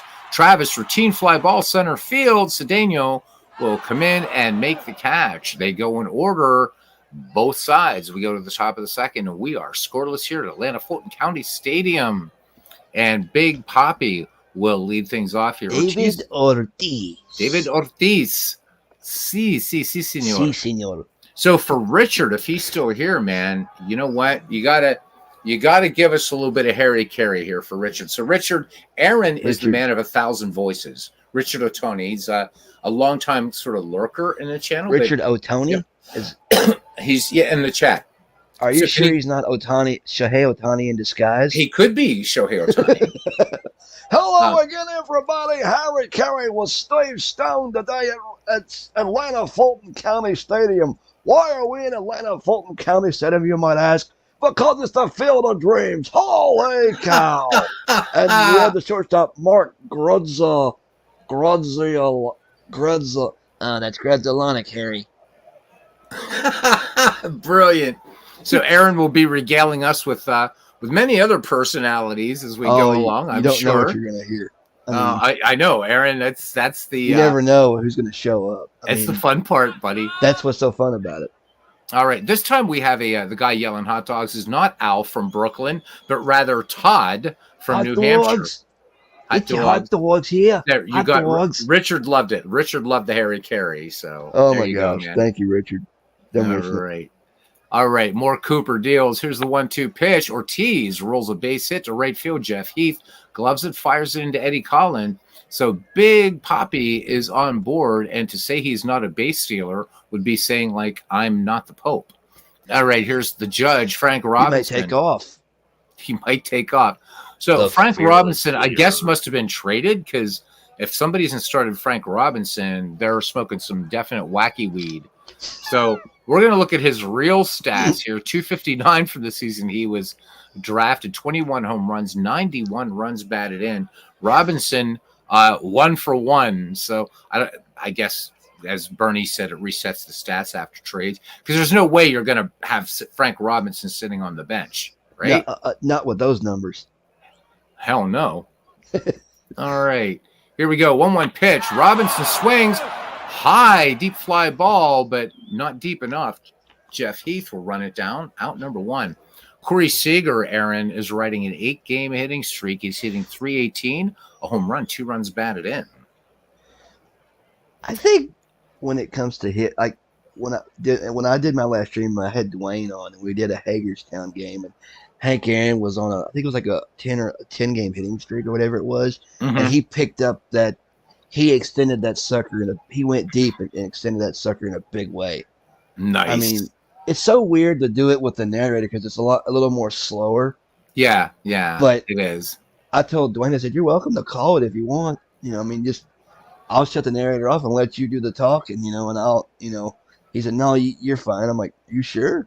Because I'm looking for co-hosts, I guess you could say. Because I got to be careful. Yeah, you do fine, man. You do a good job. I'll come on with you sometime, though. But I got to tell you something about Dwayne Martz really quickly, and we'll get back to the game. Yeah. Dwayne has issues. He's a Yankee fan, so That's all right. I don't care if he's a Yankee fan. I do, Aaron. And if you want to stay in the booth, you'll care too. Oh, okay. Well, let me tell you something, brother. He's a Yankees fan, brother. All right, Hulk. If you're not careful, we get Randy Savage in here after you. I don't have any Slim Jims to snap into, so, you know. So you can't do Randy Savage unless you have a Slim Jim. Yeah, snap There into we a are. Slim Jim, brother. I would snap into a Slim Jim if I had one, brother. All right, Big Poppy, you're killing me here. Big Poppy at first. Here's the delivery from Mort Cooper to Corey Seager. Ooh, baby. Fly ball right field, and this one off the wall. Heath Oh, playing it, the carom, and they're going to put up the stop sign for Big Poppy at third. So 2 on, Corey Seager's third double, and almost he catered is that one. almost, and extending that hitting streak. 2 in scoring position, David Ortiz at third, Corey Seager trailing him at second. Here's Evan Longoria. He was tapping somebody famous. Maybe it wasn't Kate Upton. Anyhow, Longoria hitting 222, 2 home runs, 18 runs batted in. Hey, it's after midnight. I can say what the hell I want. All right, Cooper from the stretch, 2-1 pitch. Longoria bounding ball to short. Travis will go to first. Cash to get Longoria, but coming in to score is Ortiz, and Vegas draws first blood. 1-0 here in the top of the second. 2 down.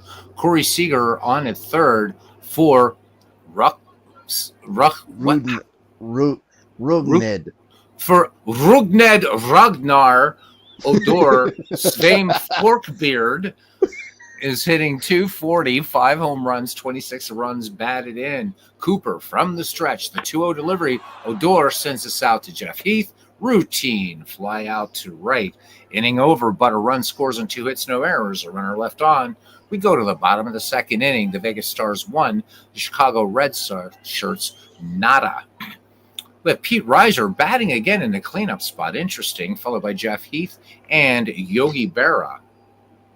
So I'd love to get Dwayne Martz on here to talk about the issues he's dealing with. These are deep-seated emotional issues being a Yankee fan. As Carlos Yaz says, no lead is safe in Field of Dreams Player Union Week. The Player Union's Week. How about it? All right. So Reiser's numbers, 273, 7 home runs, 37 runs batted in for him on the season, Aaron. As Joe Benz deals, count even at 2. And Odor, Ruchned. When he comes up, I will warn you, and you can can you say that name in the Harry Carey voice? So okay, let's see. So here's Ruchnet. What the hell is that? Sounds like a hobbit's name. Ruchned Odor. Have another Miller there, Harry. All right, here's Jeff Heath. Jeff Heath hitting 295 on the season, 15 home runs, 60 runs batted in. Again, Vegas at 43 and 36. The Red Shirts, 54 and 25. Hot day here in Atlanta. Full count on Heath. Heath, good eye up there, will draw the walk. Benz issuing his first free pass. And here's Yogi. It ain't over till it's over. Berra hitting at a 203 clip, 6 home runs, 28 runs batted in. Joe Benz deals. There goes Jeff Heath. Hit and run was on.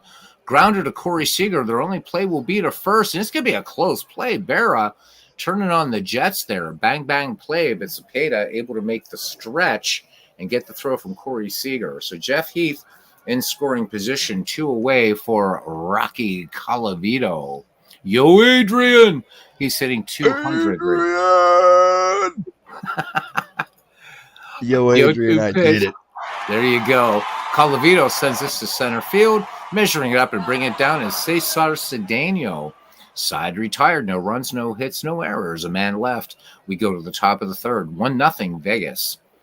And Vegas will send up Jonathan Lucroy. Lucroy hitting 313, 7 home runs, 19 runs batted in. Berra with the signs. Cooper has one he likes. Winds in the 1-2 pitch. And Berra drops the third strike, fires down to Cash for the drop K. 1 up, and one down for Cesar Cedeno, hitting 238, grounded short back in the first. We're back at the top of the order for the Vegas Stars. Cooper with the 2-0 delivery, and Cedeno, hard grounder to Eddie Collins, plenty of time, fires to Norm Cash, put out 4-3 if you're scoring at home, and why the hell are you? 2 away Jamie for Ryan and Broad. Edmondson Jamie Edmondson? is married to Evan Longoria. Is She was a Playboy playmate, yes. and she was on the No, Amazing not Evan Race. Longoria. No, Oh. Kate Upton. Evan What is- Longoria is a baseball player. Kate. Wait, who's married to Evan Longoria? James Edmondson. Oh, I thought you said James Edmondson. James. It's Jamie, I believe. Yeah, she was a Playboy playmate. Edmondson? I'm going to look her up here real quick. They're married, I believe. I think they either are or were married. Let me see. All right. Jamie Edmondson. Oh, my goodness. Oh, my goodness. Whoa! Wow. Okay. Yeah, she's pretty. Okay. All right. Nice. All right. Back to the ball. No, there was no photos of her in the all together. I'm a good Eastern Orthodox. Only look at stuff like that after 3 a.m. All right. Here's Ryan Braun grounded to second, his first time up. More Cooper deals the 1-2 pitch. And Braun liner to right, and Jeff Heath makes the catch. Wow, is this live, says John DFW. Well, it depends on your definition. No, I never do premieres, John, so we are here. We are live, and good to see you, my friend. John DFW, Kate Upton creator. is married to Justin Verlander. So Bernie was right. Yes, he was All correct. right. Bernie's always correct. It drives me nuts. All right, here's He Storm. reminds me of Herb Score. He sounds like Herb Score almost at the Cleveland Indians. Really? I've never heard Herb score, so I guess since I've heard Almost. Bernie, could I say I've heard Herb score? I guess you could say that. I mean, 3-1 there's pitch, like they lose cash. Indian- Go ahead. Oh, Do no. the play. So Norm Cash aboard. Joe Benz giving up his second free pass. Just had a tornado, John DFW says, past 1/2 mile north. Close call. Damn. Heart's still racing. Damn, buddy. Glad you're all right. I feel bad for the people in Texas. They're getting hit with all kinds of crap now this week. Yeah. Thunderstorms, tornadoes. Yeah, no kidding. Glad Damn. you're all right, John. We've been Scary getting the things, rain man. from all that stuff. I lived in the Midwest for a while, and so I'm not used to tornadoes, being from Europe, and then like in Pennsylvania, like we've had like one tornado, and they're like baby tornadoes. Texans would laugh at the tornadoes that come through here, right? Those are the kind of ones that just die when they get close to where they're supposed to hit. Yeah. So Man, so like I started. dead. So I worked at University of Michigan, right? So first day of work, they're like, "Well, we're gonna have a tornado drill," and I'm like, "And tornado? What the hell?" So like I'm already freaking out. I'm like, "Oh my god, this means we're gonna have one." But the thing about tornadoes, man, the nighttime ones are really scary. Because we had one blow through where I was living, and it like leveled a police station and a school. But in the daytime, it was the first time I saw a tornado sky, and that green of that sky, I will never forget. It was just, it was this sickly Damn. green, and it had like there's the sharp. It was the ugliest thing I've ever seen, man. It was so buh. So John, well, he says you lost your basketball hoop. Yeah, very small price to pay. Tornadoes freak me out, man. They jump over stuff and whatever. Ugh. Glad you're safe, my friend. All right, Eddie Collins now due up. Eddie Collins hitting 233, 15 runs batted in. Eddie Collins, a great base stealer, a great second baseman. Yes. Collins, first pitch swing, gets the bunt down, and Sabeda tags him going down the baseline. So Norm Cash in scoring position at second for Edgar Martinez. Back at the top of the order, Edgar popped to first, back in the first. Joe Benz checks the runner, and they're going to intentionally walk Edgar Martinez to try to set up a double play, and here comes George Brett. So interesting move there by the Las Vegas Stars. Brett struck out in the first. Lefty stands in. The 2-1 pitch. Not going to get the double play. Long fly ball right field. Frank Robinson running toward the foul line, making a nice catch. So 2 away, and Joe Benz will certainly take that. Turns and doffs his cap to the right fielder. As Cecil Travis steps in now, fly to shallow left back in the first. 1-0 Vegas lead here in the bottom of the third. Chicago batting. Benz deals 2-2 pitch. Travis, easy grounder to Odor. Odor, in plenty of time, fires onto the baby bull for the putout. So nothing across. We go to the top of the fourth. Harry Carey, and it's 1-0 Vegas. It's 1-0 Vegas, top of the fourth inning here at Atlanta Fulton County Stadium. And Atlanta Fulton County Stadium. Hi, friends. This is Ben Scully, formerly of the Los Angeles Dodgers. The last of the great ones. How about it? Arguably one of the best to do it. I mean, man, oh man, Vin Scully, listening to him was like listening to poetry. Oh, man. And I never tire of him calling the Kirk Gibson home run. You know, bring it up on YouTube. Man. It's awesome. It's just awesome. Sure. Vin Scully tells a story about, and I'll tell it sometime again. I've told it on the channel before, about a slow day at Ebbets Field. He was under the tutelage of Red Barber, another great broadcaster. So I have to tell the story about him sometime on a lazy afternoon at Ebbets Field. It's a funny story by Vin Scully. He tells it best, of course. So if you have the Ken Burns baseball documentary, you know the story, but it's just so funny. All right, the Baby Bull will lead things off here, followed by Big Papi and the Judge. Sounds like we have a very bad 60s tune shaping up here. Mort Cooper deals 3-1 pitch. Cepeda lines this one over Travis. It's short into left field. Colavito and riser conversion. Colavito fires the ball back in. All right, so the Baby Bull is on at first, and here comes Big Papi. Carlos Yaz says, need to watch more docs on announcers. Great stuff. So back in the second, Big Papi grounded a single. And the 1-2 pitch from Mort Cooper, swing and a miss. Swing better. And one away. Cepeda remains at first. Yeah, kind of channeling my inner Ferris Bueller movie. Bueller. When they're at the Cubs game. Yeah. And swing better. And it's actually Cameron that says it. Yeah. Kirk Cameron? Or no, Cameron, his friend Cameron. His friend, yeah. Like, they're at the game, and there's a Get Well Ferris Bueller sign on the scoreboard. They don't even know he's there. Classic stuff. All right, Frank Robinson flies deep right center back in the second. Mort Cooper deals 3-0 delivery. Robinson lays off that one. This one missing down low and a little bit outside. So 2 runners aboard here in the top of the fourth for Vegas. And it brings up Corey Seager, who's extended his hitting streak now to 9 with a double. Cooper deals 1-1 pitch. Seager, come back to the mound. Cooper's going to go to second to get Robinson, and that's all they'll get. The Baby Bull moves to third. Runners at the corners, 2 away for Vegas. And here comes Evan Longoria, who's having a hell of a lot more fun than I am right now, I'm sure. No offense, Aaron. Right. Anyhow, well, you know, what's her name there that you showed me? Jamie Edmondson. Jamie Edmondson. Yeah, so there we are. All right, Cooper from the stretch, the 1-2 pitch. Longoria cuts and misses.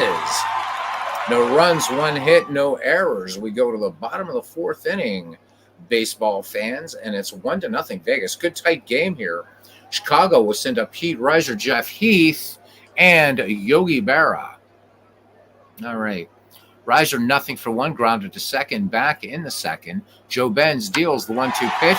Reiser, just a lazy fly ball. We have an injury on the play. Joe Benz injured and out of the game. Uh-oh. That's not Vegas. Good. Yeah, you lose your pitcher. Let's see who they send in. And it's going to be Ismael Valdez. Let's look at his numbers for Valdez. 2.61 earned on average, 5 wins, 6 losses, 79 1/3 worked. 67 hits given up, 9 home runs, 21 walks, 30 strikeouts, whip of 1.109, and the league hitting .228 against Ismael. Finishes warm-up pitches. Jeff Heath in the box now. Jeff Heath walked back in the second. Valdez delivers 0-1 delivery. Ground up the middle and ranging to his right, Odor, but makes the off-balance throw. So that's going to be the 14th error for Rugned Odor. Thank you. Rugned Odor. Going to be a long damn game. First and second is Jeff Heath, courtesy of the error. First error of the game. And here comes Yogi Berra. So this is the first base runner for Chicago. Yogi Berra grounded to short last time up. Valdez delivers. And this one is drilled to right field. Coming in to score is Jeff Heath. Yogi Berra picks up the RBI double. And in the bottom of the fourth, the Chicago Red Shirts tie it up. It's 1-1 here at Atlanta Fulton County Stadium as Rocky Colavito steps in. Colavito fly to deep left center back in the second inning. I had no idea that Sean traded Colavito. All right, Valdez deals 1-1 pitch, grounded. Longoria, plenty of time, fires on to Cepeda for the 5-3 putout. So one away. Berra remains at second for Storm and Norman Cash. Walked back in the third. Ismael Valdez ready to deal. Count full on Cash. Cash lays off. Ball 4. 2 on for Chicago here. 1 run in the fourth. Brings up Cocky Collins. Sacrifice back in the third. Valdez with the 1-2 pitch. Collins slaps this one to Longoria at third. He's going to have to hurry his throw. Bang, bang play at first. They'll get Collins for out number 3. However, Chicago ties it up on a run, 1 hit, 1 error. We go to the fifth. We are knotted at 1. And what will we have here? Rugned Odor. Jonathan Lucroy. Actually, Cesar Cedeno. I think it is Rugned. Because if it's you got like a CH in there. Right. So it's like I think it's Rugned. Jeff Hunter joining us. Jeff Hunter. Yep, Scully's call of Aaron 715 was great. I mean, I'll tell you what. It was did Scully ever make a bad call? I mean, yeah, Kurt Gowdy, excellent. We're gonna have to do a old time baseball broadcast some night. We'll let Kurt Gowdy call the game. It'll be fun. Good to see you, Jeff. Oh my gosh. Good to see you, Jeff Hunter. Are the 74 Dodgers and Braves in that? Old time baseball is every season from 1871 to 1981. Damn, that's like that's kind of like every team. So that's like that's like it's not like they don't just take the best teams from those years. No, it has everything.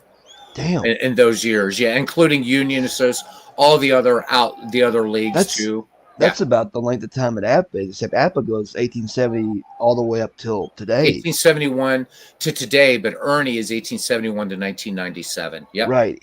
Although, don't tell Corey Lotto that because his name's not in the game. Yeah, exactly. It just says L. Yeah, that's all right. No, all right, so Rugned Odor will lead things off here. There we go, the Hobbit. They are somewhere near Bree and the Prancing Pony. He's flied to shallow right back in the second. And earlier, Carlos mentioning a Tolkien character. Carlos and I, big Tolkien fans. Tolkien. Cooper deals. 1-2 pitch, Odor, and this one a swing and a miss. So Cooper coming with the hammer. So that's his 4th strikeout of the game. 1 away for Jonathan Lucroy. He struck out back in the first. That was that drop 3rd strike. Cooper with the 0-2 pitch, and Jonathan Lucroy fans again. Strike 3 called. Change up this time by Mort Cooper. Keep it off balance. So 2 up, 2 down. How about it? And here's Cesar Cedeno. He's grounded to short and to second. Mort Cooper works home. First pitch swinging. Popped high on the infield. This will bring rain. Out on the grass is Cecil Travis to make the catch. They go in order. And we head to the bottom of the 5th, and it's tied 1-1. Good ball game we have here. Usually you get a blowout followed by something like this. I love it. All right, we have the number 1, 2, 3 hitters for the Chicago Red Shirts: Edgar Martinez, George Brett, and Cecil Travis. Edgar, nothing for 1. He's popped out. He's intentionally walked back in the 3rd. Valdez stays on to work.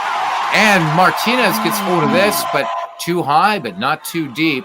Ryan Braun makes the easy catch out there in the left pasture. One away now, and here is Mr. Pine Tar. Struck out and flew out.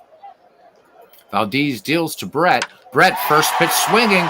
Fly ball to left. Braun looks up, off the wall, and George Brett has his 12th double of the season. So here we go. Chicago looking to make some noise here in the bottom of the 5th inning as Cecil Travis steps in. Bats from the left side. He's flown out and grounded to second. LaCroix sets the target. Ismael Valdez ready to uncork it. 0-1 pitch. Travis base hit to left field. Rounding third is George Brett, and they're going to hold up the stop sign there. Runners at the corners for cleanup hitter Pete Reiser, late of the Brooklyn Dodgers. Reiser flied to deep right his last time up.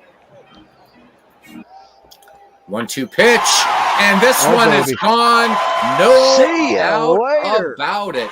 3-run homer for Pete Reiser. Forget about the close game. Chicago plating 3 here in the bottom of the 5th. It's now 4-1. 8th home run for Pete Reiser. That one traveled 339 feet. Not quite long enough to have a stewardess on board, but not too bad. That was a quick flight. Hey, tomorrow in the Chicago Tribune, that's going to read like a 600-foot shot. Sure. All right, here's Jeff Heath now. So Heath was safe on a throwing error back in the 4th. All right, Lucroy sets the target for Ismael Valdez. 1 down, 3 in for Chicago here in the bottom of the 5th. And we're going to see a pitching change. Ismael Valdez is done, and coming into pitch will be Tony Barnett. So let's look at Barnett's numbers. On the season, Aaron, he has 3.80 earned run average, 2 wins, 2 losses, a save, 21 1/3 worked, 25 hits, 3 home runs, 9 walks, 8 Ks, a whip getting up there, 1.594, league hitting 301 against Tony Barnett. So doing some middle relief work here for Vegas. Vegas certainly not out of the game by any stretch of the imagination. Not a long shot. Nope. All right. So Barnett finishing his warm-up pitches. Jeff Heath in there now, batting with 1 away here in the bottom of the 5th inning for Chicago. 3-2 pitch. Heath, base hit, right field. Robinson will field it on the hop, fire it into Odor. So Chicago picking up its 5th hit of the game. They're going to charge Odor with a poor play there. Yogi Berra 1 for 2. RBI double back in the 4th. It scored Jeff Heath. That tied this game. Barnett throws over, and Heath, the tag not in, or Heath back ahead of Cepeda's tag. Croy sets up again. Yeah. Barnett deals the 1-2, and this is going to get down for a base hit. Heath rounding second, and he will hold. So Yogi Berra with the base hit, number 6 for Chicago. And here comes Rocky Colavito. Colavito with a swing of the bat could certainly add some insurance here. Colavito, though, hitting at least here with Chicago, just a 167 clip. So again, not sure if Colavito, when he was traded from Canada, but was a dangerous hitter in his day. Colavito with 22 home runs, 91 runs batted in from the season from which he was drafted. Barnett deals. LaCroix out to have a quick word. Back behind the dish. 2-1 pitch. Colavito swings. Hard grounder. Seager to Odor. They will not turn 2, though. And the Boo Birds are in flight. Boo Birds in flight here at Atlanta Fulton County Stadium. Runners at the corners for the red shirts, and brings up Norm Cash, late of the Detroit Tigers. Cash has walked twice. 0-2 pitch. Cash, no doubt about this one. Gone. Too quick to even call. Norm Cash goes yard. Line drive home run, 336 feet. Norm Cash's first home run of the season, and now we got us a blowout, baseball fans. It's 7-1 Chicago. Did you have to mention the blowout? Now we've got one. Not enough tar for a home run, says Carlos Diaz. I know, right, Aaron? All right. Barnett showing some signs of fatigue out there as Eddie Collins strides to the plate. Collins has sacrificed and grounded out. 0-2 pitch. And line drive, base hit by Eddie Collins. The carnage continues. The carnage continues. Absolutely. And 6 runs plated here in the bottom of the 6th. What do you say to that, Hulk Hogan? Let me tell you something, brother. Vegas needs to get back into it, brother. This is getting ugly, brother. Break out the 24-inch pythons, brother. Vegas, brother. Now you go to work on Ric Flair. Woo! He can do it. That's Ric Flair, guys. All right. Aaron's here with us all week, man. That's damn good to me, man. He's here all week. All right, here's Edgar Martinez. So Martinez, nothing for 2 and a walk. Eddie Collins at first, and Barnett tiring out there. 6 runs in this inning for these red shirts, and we will see Elmer Riddle come into pitch. So Elmer Riddle wearing his Pirates livery. Looking at his numbers, he has a 3.86 earned run average, no wins, 1 loss. He has 1 save, 28 innings pitched, 24 hits, 3 walks. Gave up 3 home runs, 9 walks. Struck out 22, a better whip of 1.179, league hitting 222 against Elmer Riddle. In the season from which he was drafted, Elmer Riddle had a 2.24 earned run average, a 19-4 record. So not too bad. Let's see if he can get this elusive third out and shut down these red shirts here, just like Scotty going into the core of the Enterprise. Here we go. Beam me up, Scotty. Martinez bouncer along to first. Cepeda will take it to the bag himself. But oh my goodness, they've got to clean up the entrails around the ballpark, Aaron. 6 runs, 7 hits, no errors, 5 in the books. It's 7-1. The harvest is in. The harvest is in thus far. All right, so we have Ryan Braun, number 2, 3, 4 hitters. Ryan Braun, Orlando Cepeda, and David Ortiz. Ryan Braun last time, line to right in the 3rd. Berra sets the target. Moore Cooper sets and fires. 2-0 delivery. Grounder to George Brett. Diving stop. Throw across the diamond. And they do get Ryan Braun by 2.5 steps. 16th great play by George Brett over there at the hot corner. All right, here's Orlando Cepeda. He is flown out and singled. Moore Cooper, 0-2 pitch. And fly ball, shallow center field, running in and making a catch off a tall blade of grass is Pete Reiser. So 2 up, 2 down for Big Papi. Big Papi has a single, struck out back in the 4th his last time up. 3-1 pitch. Ortiz will slap this one into left field, base hit past Cecil Travis. So Vegas with his 4th hit of the game here in the top of the 6th, and it brings up Frank Robinson. Robinson is flown out and walked. Big Papi on at first, 2 away. Cooper with a 1-2 pitch.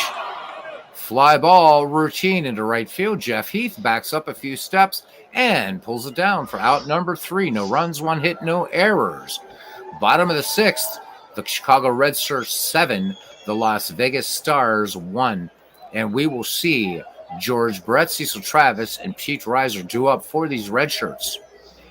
So Elmer Riddle will stay on in relief for the Las Vegas Stars. George Brett, last time up, had that double. Elmer Riddle works to him. 1-0 pitch. Routine grounder to Corey Seager, but Corey Seager bobbles the ball, able to recover, and just gets George Brett by a gnat's eyelash. So 1 away. Close. Very close play there. As Cecil Travis comes to bat now, singled back in the 5th. 1 for 3 on the day. Elmer Riddle winds and fires. 1-2 pitch. Evan Longoria throws across Orlando Cepeda. So 2 up, 2 down for Pete Reiser. Reiser responsible for 3 of these 7 Chicago runs today. Riddle with a 1-2 pitch. Reiser, grounder. This should be an easy inning. Seager, close play, and they're not going to get Pete Reiser. He beats it out. Infield single. Look out. 9th hit for Chicago. And here comes Jeff Heath. He is 1 for 2. Singled his last time up. Also has a walk. Riddle checks Reiser at first. And here's the pitch. Oh, Jeff man. Heath hits this one high and deep. Smoked it. And this one is history.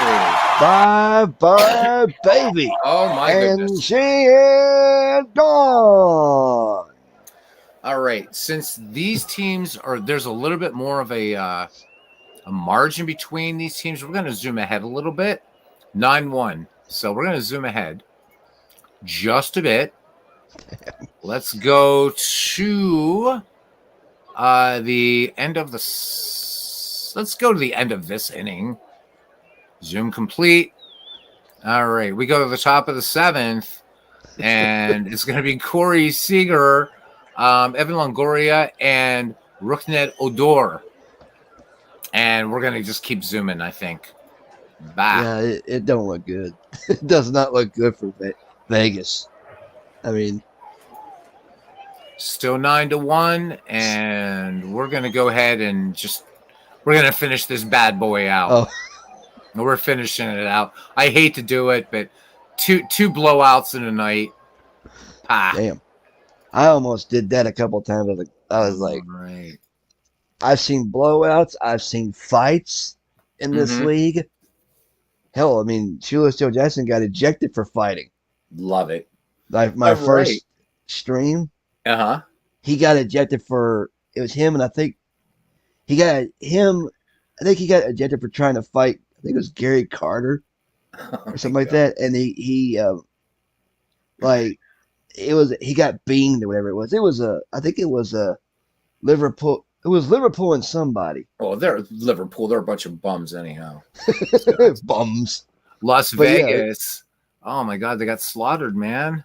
It was a slaughter. It was a slaughter. Enos Slaughter wasn't even in the game either. So Chicago Red Sox improved to 55-25. So 30 games over 500. Damn. 9 runs, 10 hits, 1 error. Las Vegas falls to 43-37. Still a respectable record. 1 run, 5 hits, 2 errors. Yeah, there's just lots of carnage, entrails, evisceration in the game. Your game MVP is Moore Cooper. Joe Benz's injury is for today only. We're going to auto out everything else, and then we're going to parole everybody from the broadcast. All right. So let's do Canada and Marshfield because Chicago put up a big win. Now they're rooting for Marshfield. Let's see what happens here. Come on, Marshfield. Canada takes care of Marshfield. 5-1. J.R. Richard picks up his 12th win. Cito Gaston goes to 1-6. Ouch. Ooh, Chapman goes 3 for 4, hits his 25th home run. 3 runs batted in. T-ville and Cleveland. T-ville defeats Cleveland 9-3. Max Scherzer gets the win. Hap gets the loss. And Musial goes 3 for 4, 3 runs batted in. And does that mean he hit 3 triples? We got to look at that box score. That's crazy. Triple. Best damn hit in baseball, my friend. He hit Hard 3 He hit wow. 3 triples in this game. Damn. Oh, I would have been. Wow. What speed. How about it? Richard says he had a great time. Yeah. Thanks for all the warm welcome. Have a good weekend. Richard, we hope you'll come back and pardon our sometimes potty humor here, but we're see you soon, crazy Richard. like that. Thank you, Richard. Stopping by. Give him a Harry Carey send-off, man. He loved it. Until next time, this is Harry Carey saying so long from Wrigley Field. For Steve Stone, this is Harry Carey saying, have a good night, everybody. Awesome, Aaron. All right, next up, we got San Francisco and the Degenerates. San Francisco. And, the Degens edge San Francisco 8-7. Jake Arrieta picks up the win. Taylor takes the loss. Vada Pinson goes 3 for 3 with 3 runs batted in and a triple. Your team versus Edmonton. Come on, Florence. Florence defeated by Edmonton 7-1. Red Ruffin gets the win. Jamison Taillon gets the loss. He goes to 2-9. Charlie Keller goes 3 for 4, hits a home run, and 3 runs batted in. Doubleheader, Florence and Edmonton. Here we go. Otto. Oh, ouch. I don't think you want to know the score. You really. But I'll tell you anyhow. It's 12-2. Johnny Cueto takes the loss. Ow. Jerry Kuzman picks up the win. DiMaggio, 3 for 5, hits his 20th home run, 4 runs batted in. Chico's against Lehigh. And Lehigh edges Chico 7-6. Donahue with the win. Tom Terrific takes the loss. Goose Goslin goes 2 for 4 with a home run, 2 runs batted in. St. Pete and Brooklyn. St. Pete edges Brooklyn 2-1. Nelson with the win. Whitehill with the loss. Jose Canseco 2 for 4. Hits his 13th home run. Liverpool and Long Island. That's what John Lennon called Liverpool. Liverpool. And Long Island defeats Liverpool. And Long Island now 3 games above 500. Look out. I actually like the Beatles. I should hope so. I will kick your ass off this Beatles. channel. Thank you. I'll kick your ass off this channel. Anyhow, Mad Bum gets the win. Corey Kluber takes the loss. Carlos Beltran 2 for 4, 2 home runs, 4 runs batted in that game. Manchester Hagerstown. Let's see. Can Hagerstown fare a little bit better? And indeed they do. Yes. They absolutely wallop Manchester 9-1. Dick Dietz gets the win. Zach Greinke takes the loss. Hank Aaron 3 for 5, 2 runs batted in, and a triple. Dutch Dietz. Is it Dutch? It is Dutch. Is it not Dick Dietz? Dick Dietz was the catcher. Dutch All right, was the pitcher. Dutch. Thank you. This is why, Aaron, they don't call you the best color man in the league and the best reference guy in the league for nothing. Dallas against Fort Lee. Fort Lee takes this one 6-3. Carlos Quintana gets the win. Eddie Seacott with the loss. Harry Heilman, there's a player you should never sleep on, goes 2 for 5, hits his 23rd home run, 3 runs batted in. Mid-Michigan, an amazing Kitsoons. Oh, a high-scoring affair here. The Amazings 14-10 over Mid-Michigan. Madsen gets the win. Jackson with the loss. And the Amazings on an 11-game winning streak. Look out. So Mid-Michigan feeling the heat a little bit. The Amazings just 3 games back of them, and Hadley Lake 3.5 back. Speaking of which, Hadley Lake playing Lancaster right now, and these 2 teams still above 500 and in the running. And Hadley Lake putting the pressure on. They defeat Lancaster 5-2. Warnicki gets the win. Buckeye gets the loss. Williams 2 for 4, the 3rd home run, 2 runs batted in. All right, so there we go. I'm not sure what the rules are for the broadcasting is, but I'll just stop it here, and whoever will be next will pick up July 3rd. Close to Independence Day, the Independence Day special. Yeah, Carlos, he had 3 triples. Unbelievable, right? That's crazy. That's fast. I mean, anytime you get like 3 triples in one game, I mean, I don't think Otis Nixon could do that. And I watched him. I was like, I can't say I watched him play, but it's like I've heard it over the years. I've watched YouTube and heard games from when he played in Atlanta. I don't think even he did that. That guy was ridiculously fast. Let's look at standings here. Actually, I'm going to look at standings with the better screen. I like the screen back up here better. All right. So what do we have here? First in the Earth Division, Liverpool, 3 games up on Hagerstown, 5.5 up on Long Island, 9.5 up on Fort Lee, and Manchester and Dallas bringing up the rear. 12 games back in the Win Division. I think this one is San Francisco could put some pressure, but Lehigh, 8 games up in San Francisco, everybody else double digits back. In the Fire Division, in the Fire Division, Chicago holding on to a 4.5 game lead over Canada, 7.5 up on Edmonton, and we have Lancaster, Vegas, and Florence. So Vegas. Vegas is at 43-37, and they're 12 out. So finally, in the Water Division, and this one's always the tricky one. So Mid-Michigan holding a 3-game lead on the Amazing Kitsoons and Hadley Lake. So Amazing and Hadley Lake. As far as games back, both at 3, but 1,000th of a percentage point in second place, the Amazing Kitsoons. So our leaders pretty much haven't changed too much, so we're not going to go over that either. So that's it. Aaron, thank you for coming in, man. Hey, you're welcome. This was a blast. You be welcome. Absolutely. We'll get you on again, get you on your broadcast. I know Bernie says he's going to be doing some baseball this weekend. I'm hoping you will be as That's the well. plan. That's the plan. I mean, I am trying to think of other projects I can work on because, Yeah, I still have to with get that other stuff to you. You know what I mean? And I will. yeah, So yeah, hang yeah. in. Yeah. But it's like I want to work. I want to do some, APC along with the not just Field of Dreams, but just Right. other things I could do. Because like Dwayne's got like multiple projects going on with his Bats League, which is insane. Well, he's got the Bats League, the World Series, and that 1978. The World Series, and then the Yankees. 78 gig, which Yeah. Dwayne's a machine, man. he is a machine. I mean, he does it all. I mean, that's what I admire him for. I mean, he's, it's like I told him, I said, you got all these projects going on, and it's like, you don't. It's like it's hard to keep up. I mean, I understand what he's doing now is a little more. He's got like doing it in series, like because like he does 78. He just did a. You're welcome, Expos. Carlos. He's saying thank you to us, Aaron. You're welcome, Carlos.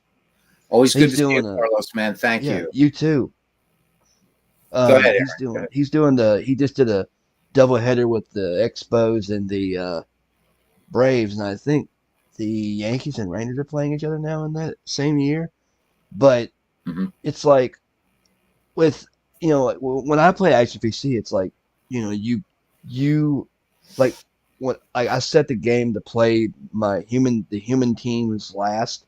Mm-hmm. So if I want to see like how everybody else did before we get into the games in question, I can like look at it, but I let play through the month and then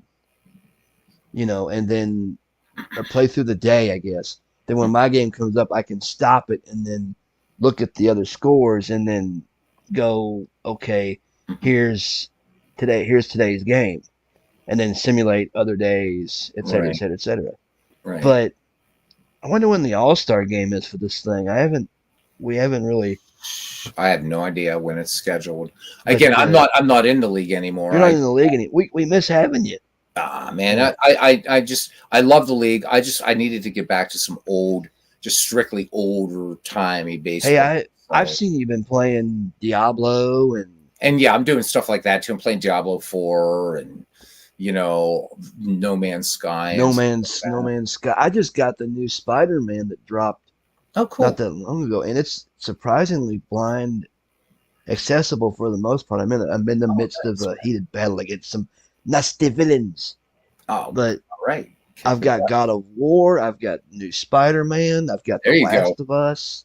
Oh, there you go, buddy. So it's not just baseball. I can do, I'm trying to get into several other things too. But Good.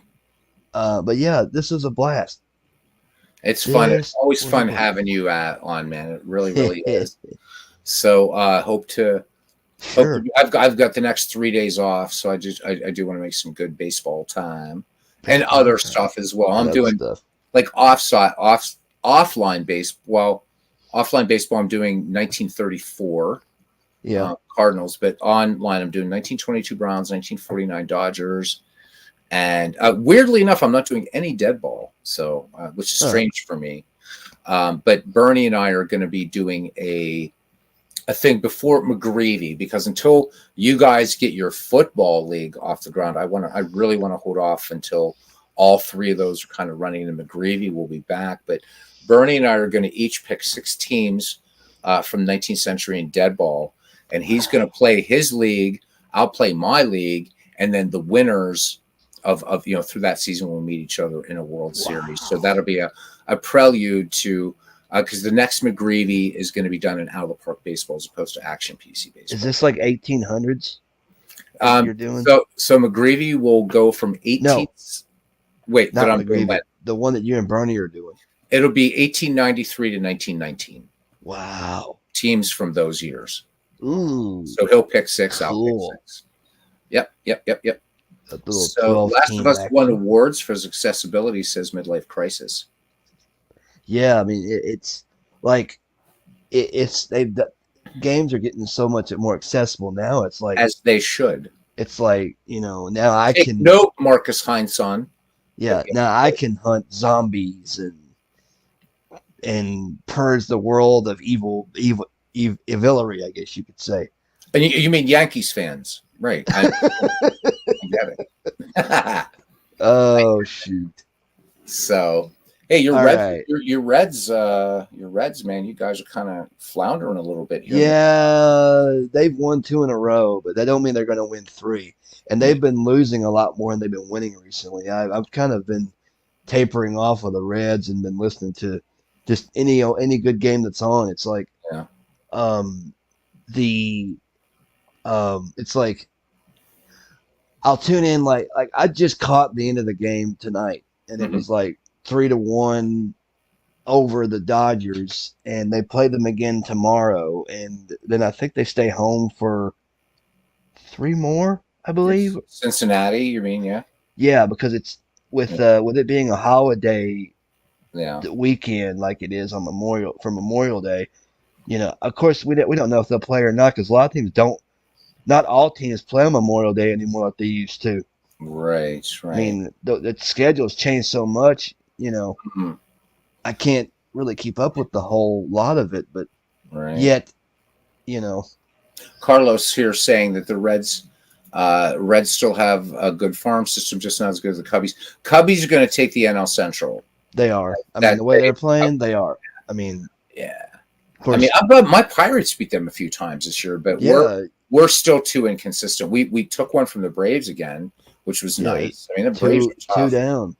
Yeah, but we're not. Braves are- Yeah, but we're not. I mean, now all that being said, I do want a Philadelphia Baltimore World Series because I live close to those cities. But I think I think the Cubs have the NL Central.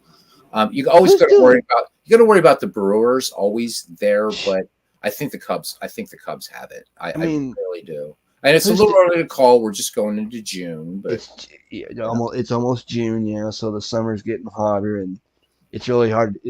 Everybody's trying to get their foot in the hole, and Yeah. step on the gas, and nobody's really tucked away with anything yet. It's Right. pretty much like I said, the Reds are floundering along. They're not winning a lot. They're not losing a lot, but they're losing more than they're winning, I guess you could say. But Cardinals in third place today. Cardinals have been in the cellar almost the whole season, and they finished last in the NL Central. But I was surprised to see the Cardinals in third place, just by like a game or something. But oh man, I'm not used to seeing I'm always used to seeing the Cardinals in contention, and it's weird to see the Cardinals finishing last. Just working from the bottom, the cellar of the division, I guess you could say. Exactly. I mean, because I've seen, I guess I've seen baseball played in 3 different eras. Mm-hmm.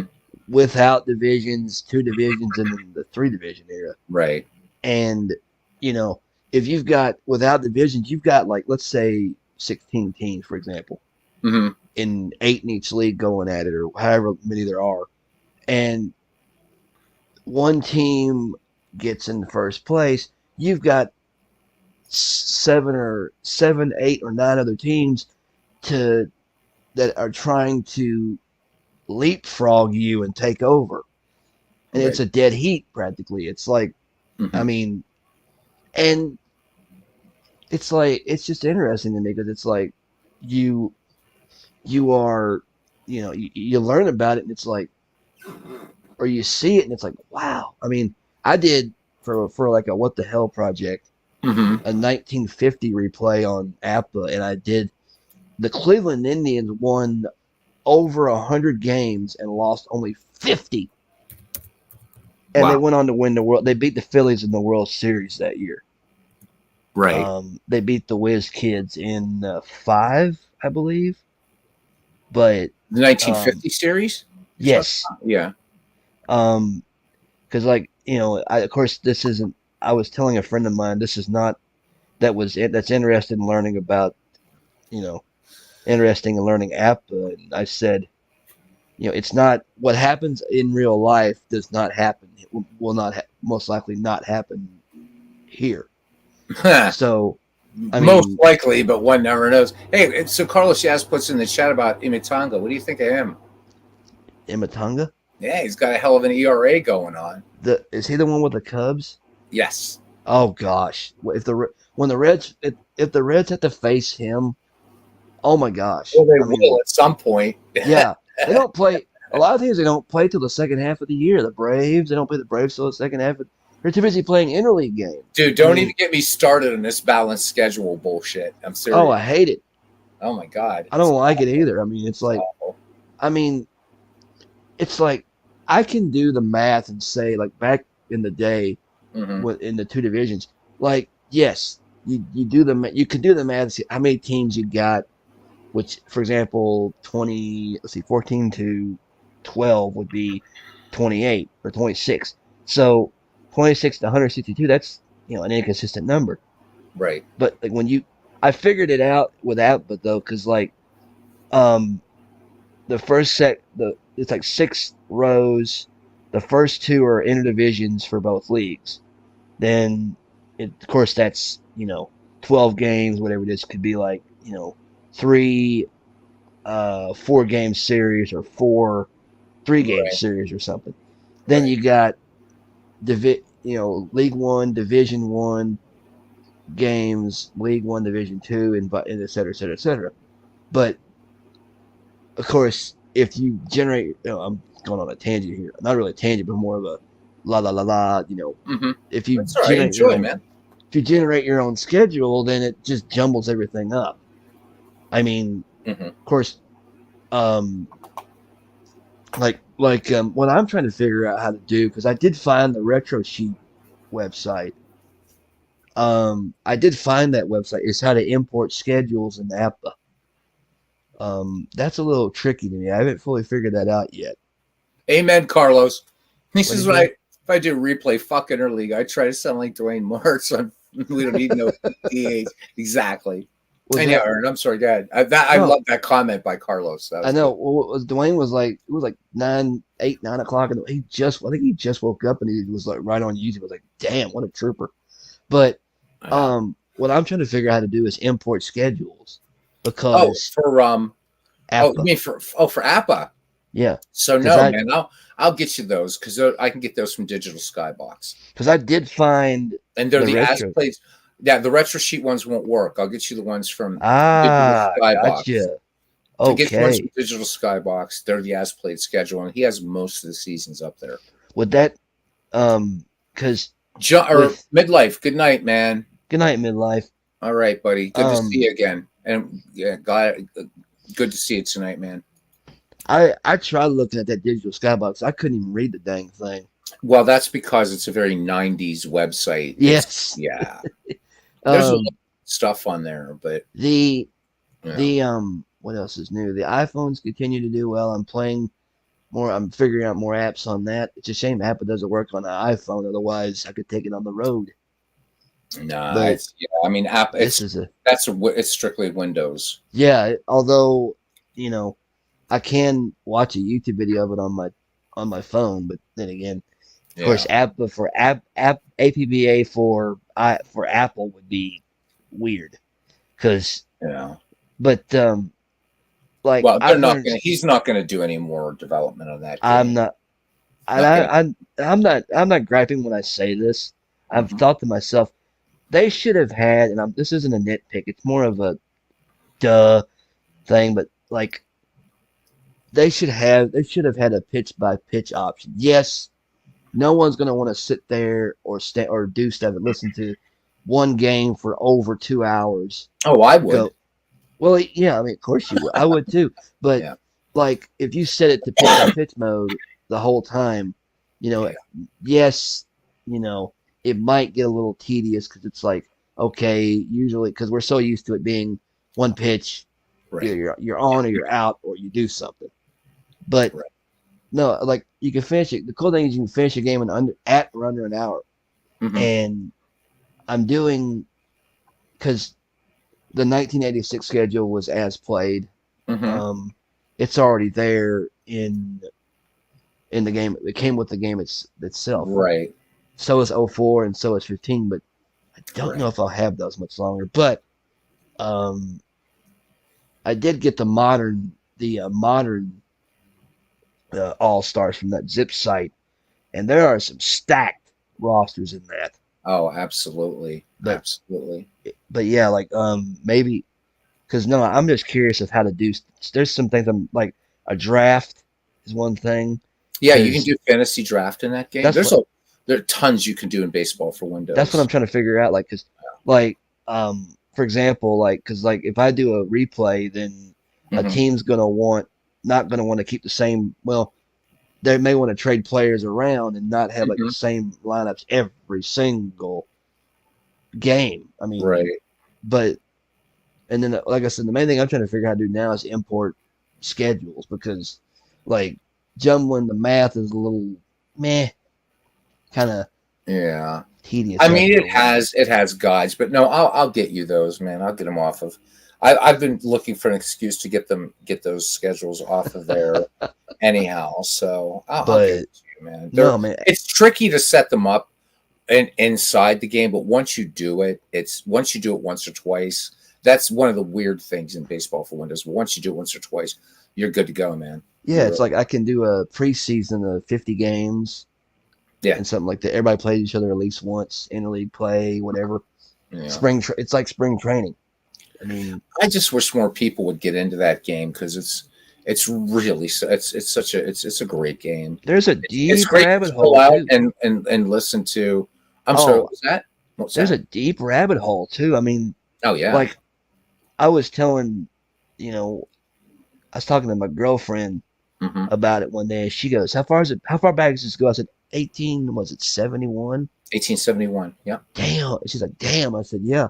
Like before we were even our parents were our great grandparents or something like that were around. Mm. But we'll listen to it. We'd listen to it together, and it's like Ernie would say something, and it's like, really? He said something But the other night on a ball game I was doing offline, oh and I've been no, playing this for, and it's like I never heard him say that before. The what did thing he is, you say? mentioned about the pitch bite. I don't remember what he said. I was like, shit, I never heard Ernie say that. I've been playing this game for like 20 years, Dick but gets good wood. so I hate when he says that. Oh But no. yeah, I'm like, oh, Walked and made out it's once. like Ew. I gotta like go have a shower after that. But Oh, the thing about that, I mean, you have to have, and there are ways, guys. I mean, I'll just say this: if you join Digital Skybox, there is a way you can get the Fan Park Encyclopedia, which means then you can recreate all those seasons of baseball history from 1871 to 1897, and I'll leave it at that. Um, but the thing about that game is it can do a lot of what Action PC does. It really does. In fact, and probably maybe 70% of what Out of the Park does. So there's a oh, lot of depth to baseball for Windows, but most people stop short and just play season replays in it. But you could do, let's say, I mean, if you live, like I could do, if I won, I'm not going to, but I could easily do McGreevy using baseball for Windows. that would You be you interesting. could do a league like this, but the problem is after 1997, any seasons that you buy, since Ernie stopped at 97, Yeah, you're not getting the full player names, and that kind of kills the immersion. yeah. It's And like what the hell? and if they would have done, well, I mean, Ernie died, drag. You know what are you He gonna say? he died But in 2010. but you were talking about it being pitch by pitch. Yes. I think that would have killed him. I mean, when you think about how much he said and what they did to make that a pitch by pitch game, I think that would have been way too Didn't much. he record 6 hours of material or something like that? It's more than that. I think I read somewhere or like there's a way I have this like there's a because they're in the program file where you store it. There's a Harwell folder. It's got all of his lines in it and the Yeah, but you files can't. that you I can't know, screw with it. which sucks because I had thought about I was going to take that and run it through an AI program to try Ooh. to write a language learning model so that way to play seasons from 1998 to today, but Yeah, those files are protected. You can't. you I don't. can't do that, You sadly. can't break them Although, down because Todd B had talked about doing it because I have all this equipment being a musician. I have all this I bleeding mean, edge stuff to do it. And I thought between using synthesis, sampling, and AI modeling that I would be able to have Ernie say those names. But yeah, there's no way you can get into those files. I mean, because like the it's and some of the SFX files, which is I don't think you could mess with those either because No, it's they're, proprietary. it's wave sounds, but it's like very rarely. And another thing, very rarely have I ever had a game that's been playing stopped and suspended because of rain. I've had delayed, but never like that's a. I think you said that's a rare occurrence. Like a game, But I've had it. It does happen. like you could be like, let's say you're in the fourth inning and it's raining and it's like Mhm. it just stops. It's like okay, well, Yep. then that's when you do the whole reschedule. Right? But the weird thing is they add it. It just adds to the end of the season. Well, you can do that, or you can have it. You can schedule when you want it. Hey, there's 007. Hey, Yoko, how you doing, man? Hey, you're three behind Mid Michigan, so you're doing really well. And Here Comes the Sun, that counts. Everybody always does Beatles titles. Here comes the sun. But baseball for Windows, it's such a good game. It's a blast. It's a blast. It is a blast. Literally. In the over year since I've had it, I've thoroughly enjoyed it, and it's. I thought something in my head said this is going to be really difficult to do, and then I looked at it. I'm like, I can totally do this. And you did. I mean, and it's like, and of course you had, it's like you were showing me how to. It's like, and of course I would go back and watch your. You did 007. Yeah. Tutorial. He says he caught up like Bryce Harper in the Phillies. Here Comes the Sun is Carlos's favorite. It's a great song. Anyhow, go ahead, Aaron. Yeah, it is a great song. Like, I was like, something in my head said, okay, this is going to be really hard because, it's not telling you a lot of things. I'm like, wait a minute, maybe because I didn't know how to rename teams yet. It was like saying Atlanta baseball or whatever it is. I'm like, okay, maybe. And then Robbie was explaining because he was the one he had an older version of it. Yeah. And he said, yeah, like advanced drafts where you can is where all the roster moves and the data disks are. I'm like, okay, now and then what? Or something like that. But one night I'm playing with it. I'm like looking at the organization and looking at the I'm like, wait a minute. I think I can figure this out. And I did. And it's like, and then it's like advanced drafts where you do all the team names and the advanced draft is where everything happens. That's where you create teams. The magic. All of that. That's the heart of the pro. That and league manager. But league manager. Yeah, but the advanced draft is that's where you could do things like set up McGreevy leagues or something like this, or judging. You could take teams, whatever you want. And judging by like how you've got like when the data dish you've got, they're made pre-start of the season, for example. Mm-hmm. So in 1995, for example, Deion Sanders is with the Reds. He's not there. He's not in 94, but you can, like I did, because if I don't want to mess with, say, a replay, you can just make a second organization and export everybody over, and then. It's it was like I'm thinking, how the hell am I going to do all of this when it's like I just got the game, I've installed it, and I'm just doing like little quickies on it. And it's like they don't have a lot of ballparks. They only have 4 micromanagers. Oh my god! Yeah, so the only thing I hate about baseball for Windows is trying to create ballparks for that game. I have a lot of ballparks. Said. Oh my god, it's awful. And like, so 2 different people have written up instructions, and the instructions make no damn sense. They don't, I'm sure. And it's like I have all these ballparks that I could put into the game, and I can't because it just doesn't make sense. And they use a graphics format in there, which isn't too bad. You just have to change the extension. But the problem is you have to get like it has like these sort of things you have, the way you have to label the ballparks and the ballpark effects and all this kind of stuff. So the image, the ballpark effects, and then like just the ballpark file itself, trying to make all those three works. And there's one step that's just eluding me. And it's like, so I it's like the, it was a few weeks ago, I did a, I was doing, I forget, 1949, but I mean, Yeah. because I don't want the Yankee Stadium I have with it doesn't look right for 1949. So I just thought, fuck it, I'll just put them in a Polo Grounds. And so I was like, what's it? The Yankees are in Polo Grounds. I'm like, yeah, because it's a bear to create ballparks for baseball for Windows and stuff. Well, because they want you to buy their ballparks. That's why. Yeah, like buy it. I mean, it's like I have. I found a ton of minor league parks that I'm putting in there now, and for other types of leagues and stuff. Major leagues, but yeah. I like how it's not a major league license game, but there's like you can totally work around it. And oh yeah, you just type it in. They can't. That's the same with this game, right? With Action PC. If I create a Pittsburgh team, I can just call them Pirates. It doesn't matter. They can't. Or you could any name you want. Dudes, rednecks, other team, or something like that. They're there. As long as it's there. Mm-hmm. You've got, and then of course, some of the the way Ernie says some of the names is kind of funny. Like he said, instead of like Carlos Baega, for example, I think he was eating something. He went Baega. I'm like, dang, Ernie, he must either be sleepy or hungry.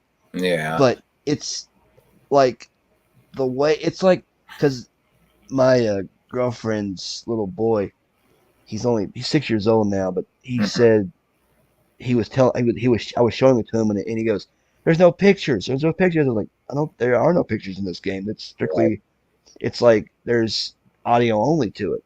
Carlos, thanks for coming in, man. Sleep well. We're gonna be calling it a broadcast here in a few.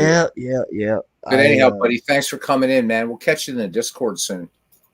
Oh yeah, and yeah. But no, like Appa's a blast. I've thoroughly enjoyed it since I got it. If I ever have to get a new computer, I'm not going to lose anything because this is first time I ever. So my a friend that I went to college with, he came down to my flat one day. Said, dude, because we were playing Earl Weaver baseball on the Amiga and stuff like that. He said, dude, check out this, man. He put the disc in my computer, and Ernie starts calling the game. I'm like, holy shit.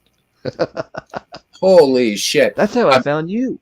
Yeah, I know. And actually Robbie, and so because that's how Robbie found my channel too, was actually it was the Super Bowl 2019, and I always do baseball stuff. And the first game was a Federal League game. Actually, Ken Castro wanted me to do it. Was the Chicago Whales and the Pittsburgh Rebels. And then the second game was the infamous Bucky F. Dent game, and we did that now at the park. But Robbie kept, may his memory be eternal. He kept going off about baseball for Windows, da da da da da da da, and trying to convert everybody to it. But I was absolutely enchanted by that game, and I still am. I still am. And if I'm doing other stuff, and it's like I don't feel like watching a movie or whatever, I'm sitting here working on sleight of hand magic. I'll just put on Baseball for Windows. I'll just put on a baseball, or sometimes I'll just sit here and just put on a Baseball for Windows game and just listen, because I'm a little bit older than you, so I remember listening to baseball games on the radio. So like, I think for somebody who's like a 20-something, they're gonna be like, well, it's not gonna rate, but for me, it's like, wow, this is what baseball sounded like when I was a little kid.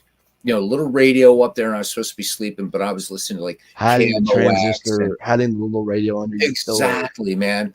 And I mean, and the way just the flow of the game, but the thing that scares people off.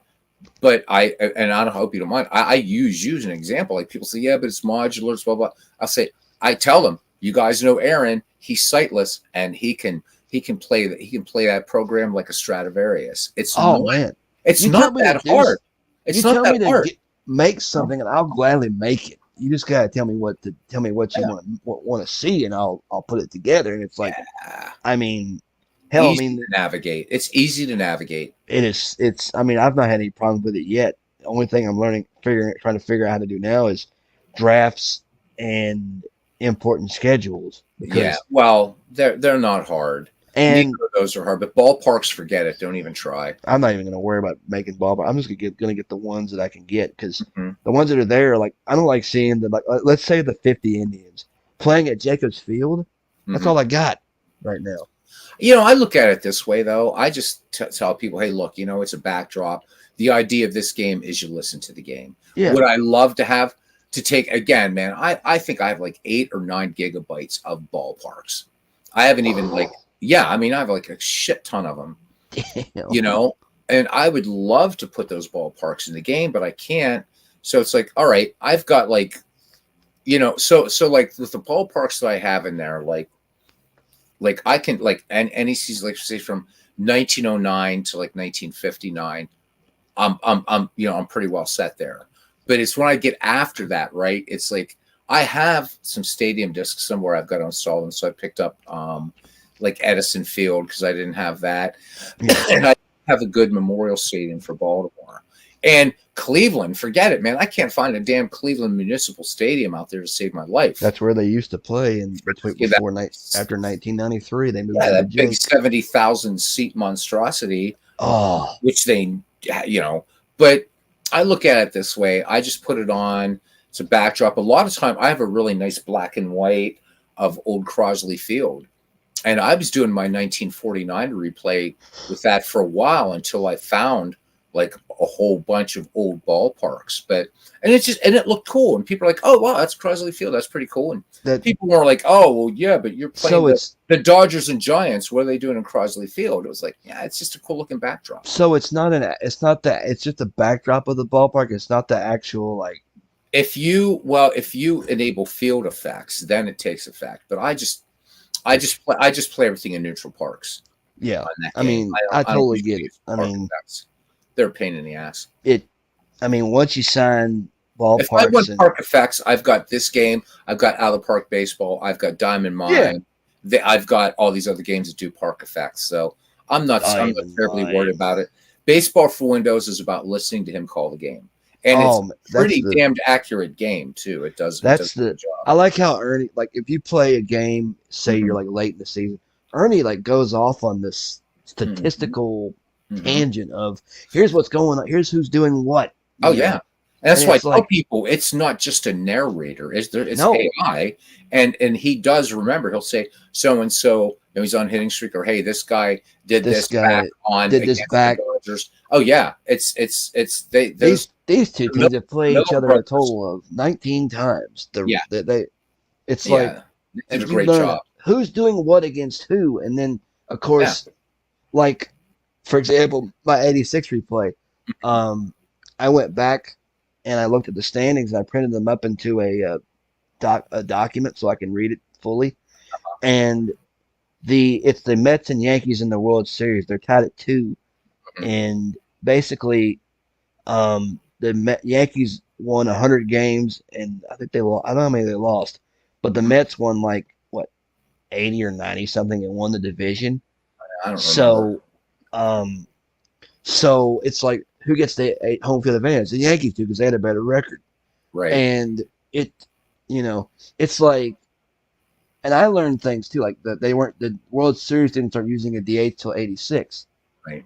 That's what I heard, anyways. And then, of course, I don't know why, but it always manages to skip it skips I guess it wants you to make the All-Star game Yes, it does. or something.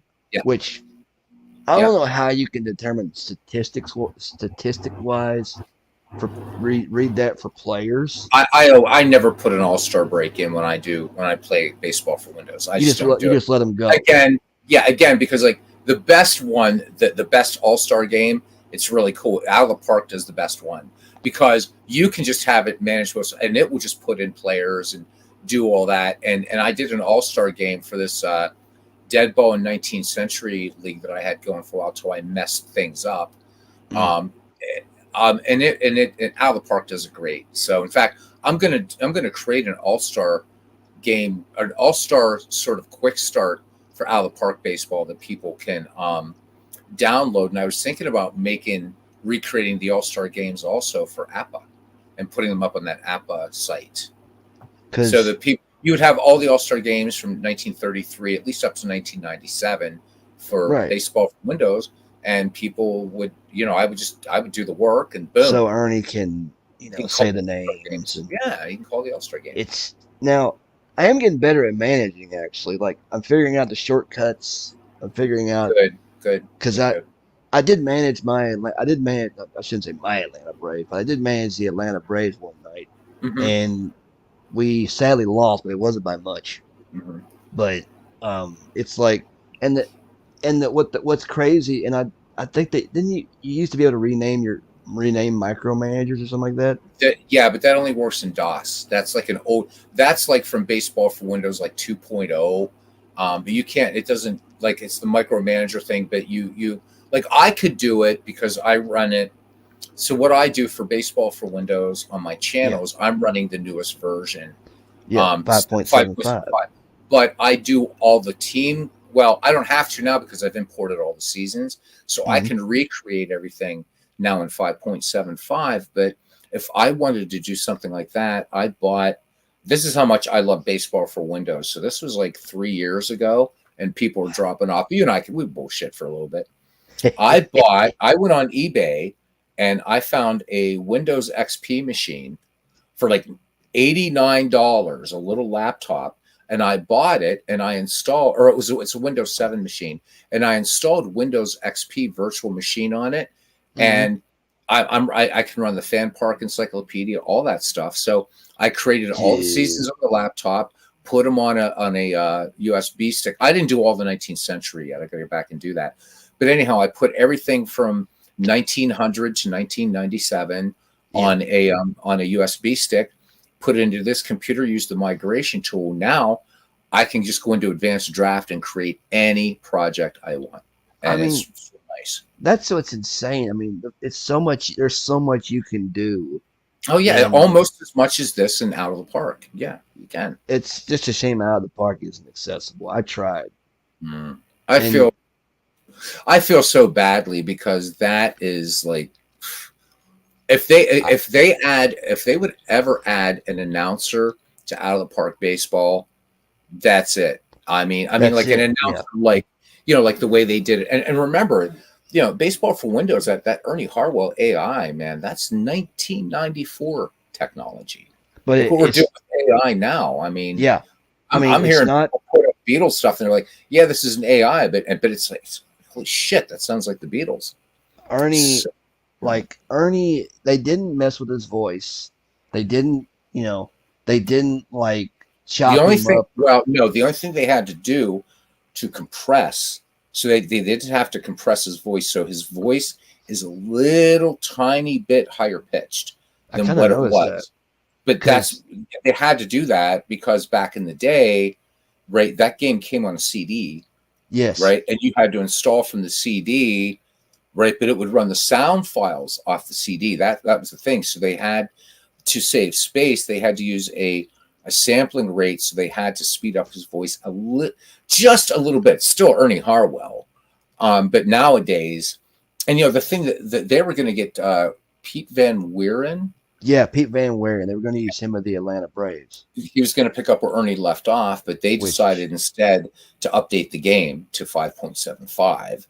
I wish they would have gotten, what I really wish they would have gotten is they would have gotten Vin Scully. Oh, well, I think Vin Scully was about to be doing the MLB, what will become MLB The Show now, but he did MLB 99 all the way up until 2004, I believe, was his last game. Could you imagine a game where you could choose between Ernie Harwell and Vin Scully? Or like, and it's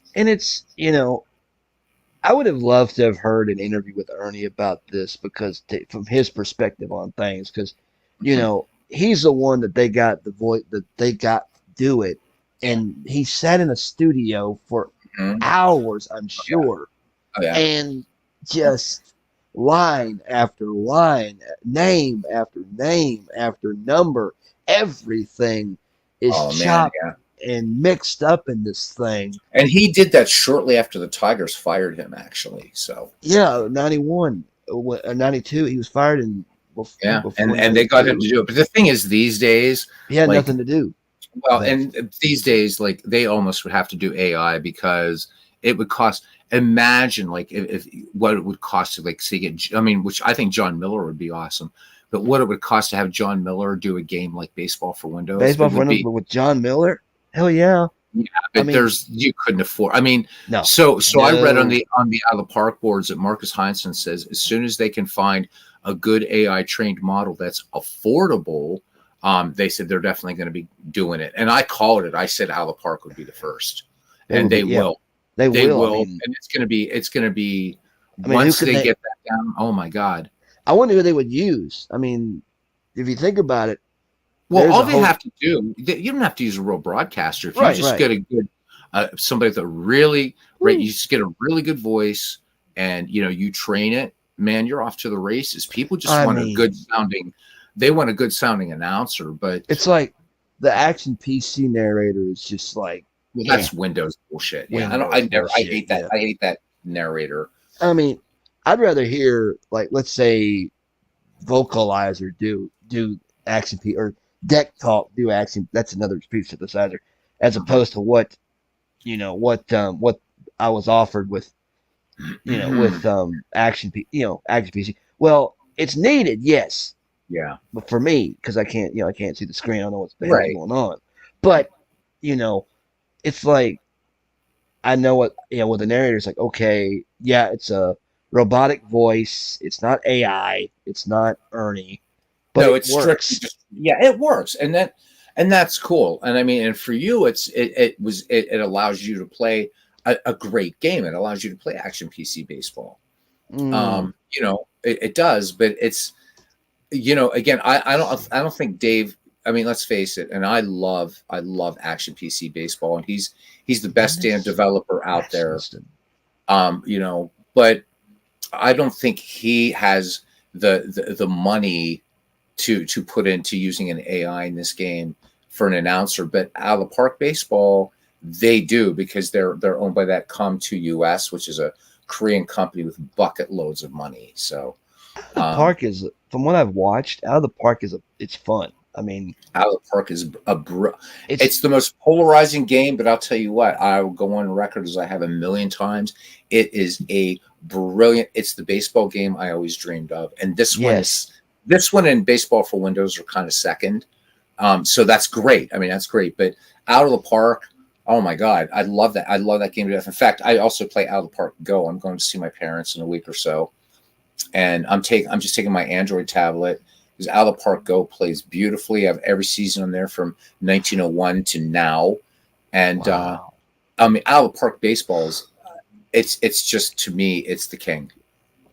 I mean, really is. If they would just make it if they could make it accessible, I would get into it. I mean, yeah, I know. It's like if they do that to, let's see, you got Baseball Mogul, you've got Action P. I even tried that. I tried that actually. Which one? A Baseball Mogul. Is that accessible?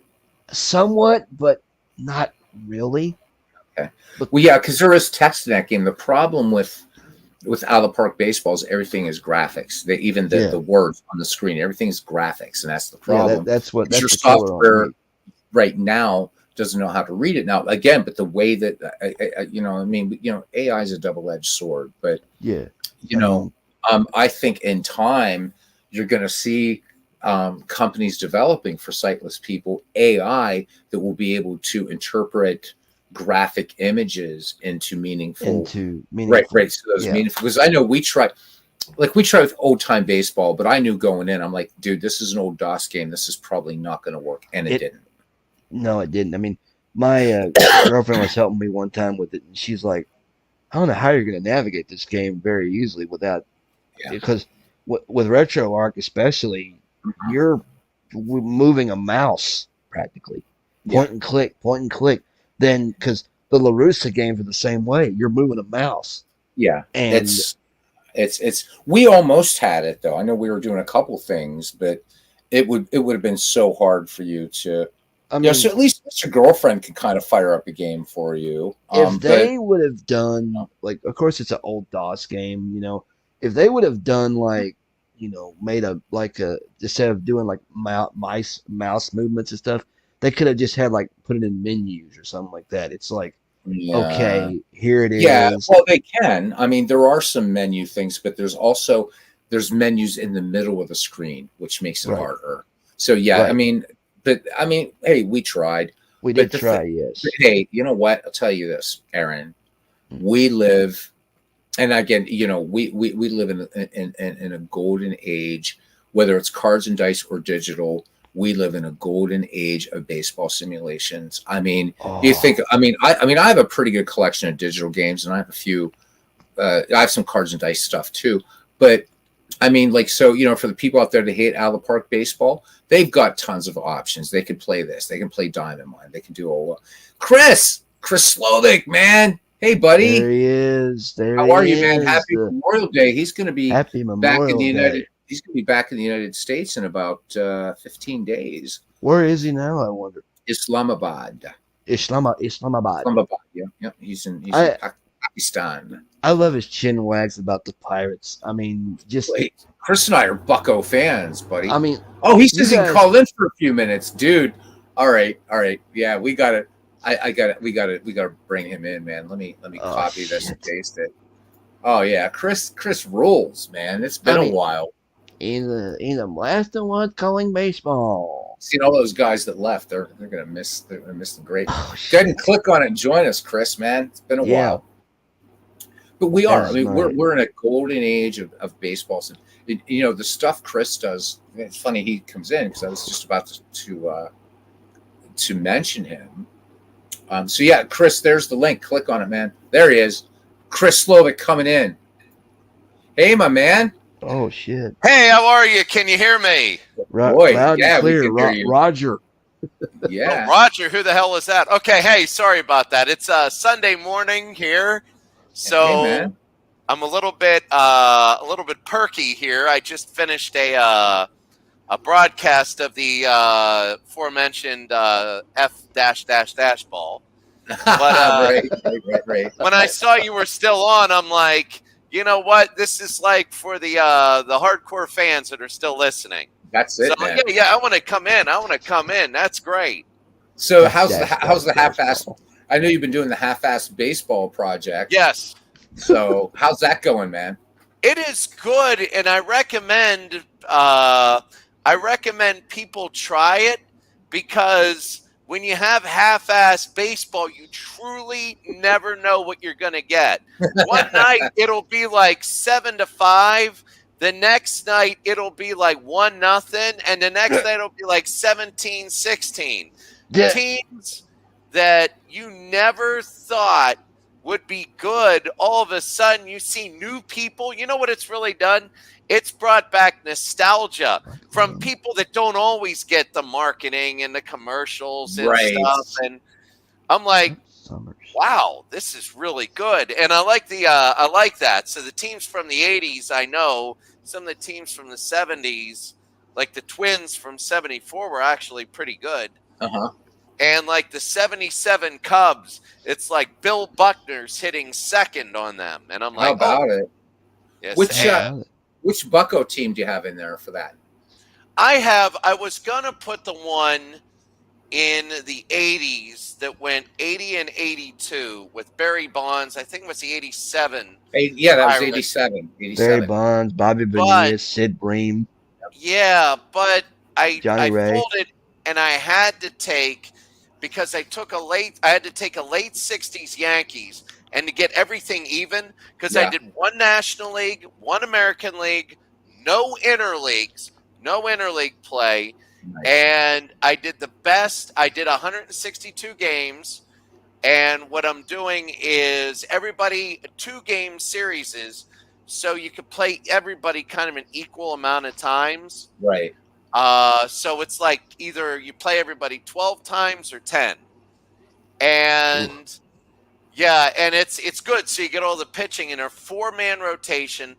But I picked the 67 Bucks because they were exactly 81 and 81. 81. And they were a good team, too. That was a good Bucko. And that was like Ozarowski. where you have the nucleus of what will become the great 1970s teams.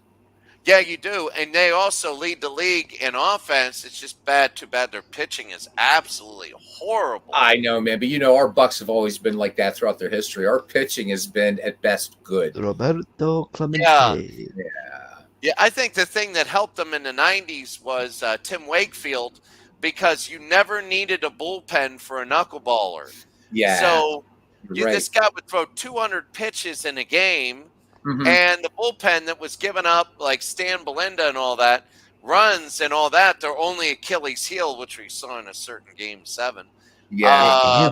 Oh, God. Yeah. It still hurts, Chris. It hurts. Yeah, Still hurts, man. It does, because when I was little, they were up 2-0, and I went to bed before the 9th inning because Mom and Dad were like, "Hey, it's too late. You got to go to bed. Go to bed. Go to bed." So it's like I went to bed. I woke up like, "Yay, World Series!" They go, "We got something to tell you." And I'm like, "Oh!" And then all on the news, Fucking Francisco Cabrera, man. Frankie, oh my gosh. That was And the Sid first, Bream. What was it? first time I ever swore because of sports. I remember they showed Francisco Cabrera, and I got yelled at for this. They showed him on the base hit, and they go, and then Francisco Cabrera, and I remember saying, "Who the hell is that?" Yep. And that was Cabrera, and that was when I remember. I was in man. 5th grade. Who the hell was that? Who the hell was that? Who the hell is that?